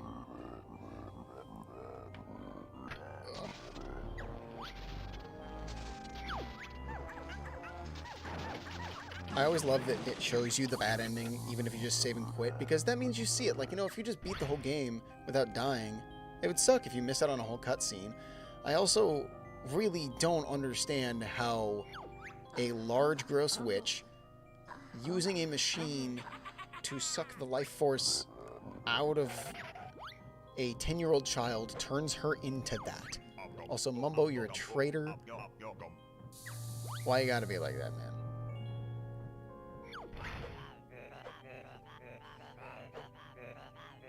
Your sister wants to work with you now. Okay, were you mad at Banjo for not saving you in time? It's not his fault. He's trying his best, man. It was always very weird. I mean, this whole game is extremely weird. Alright. So, give me 1 second here.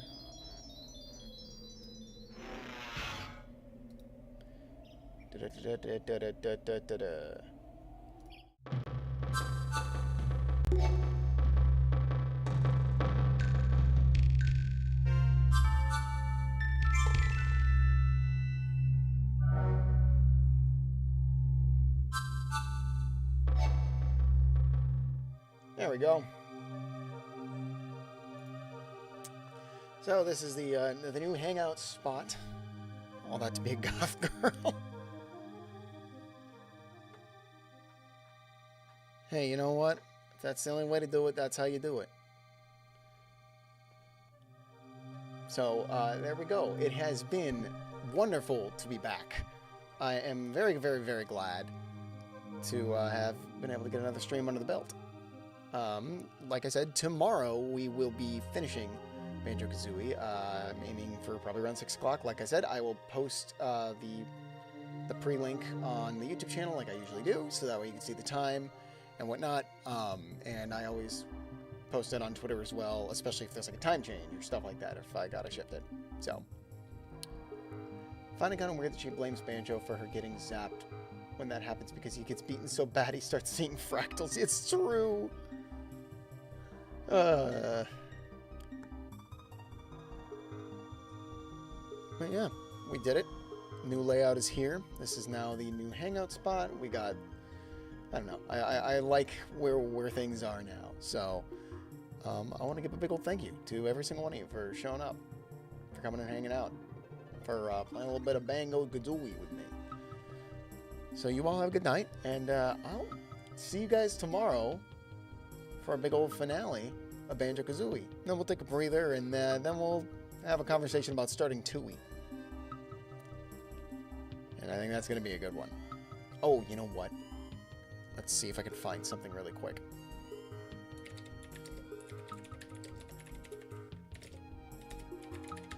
Can I find... She's 10 years old, aren't known for directing their anger appropriately. That's fair.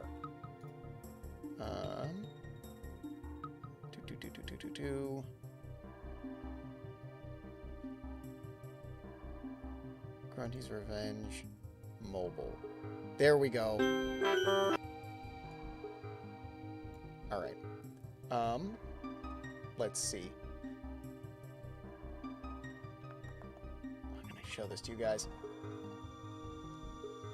I was gonna try and find that mobile version of Banjo, but I'll probably just say that for next time because I don't want to have to make a whole new scene for that. But that aside, we'll go over it next time. Thank you all. Nice as always. Waiting for the next stream. Yes, yes. Good night to all of you. Good to see you all. And I'll see probably a decent amount of you tomorrow. And we'll finish up Banjo and call it a day. All right. Catch y'all later.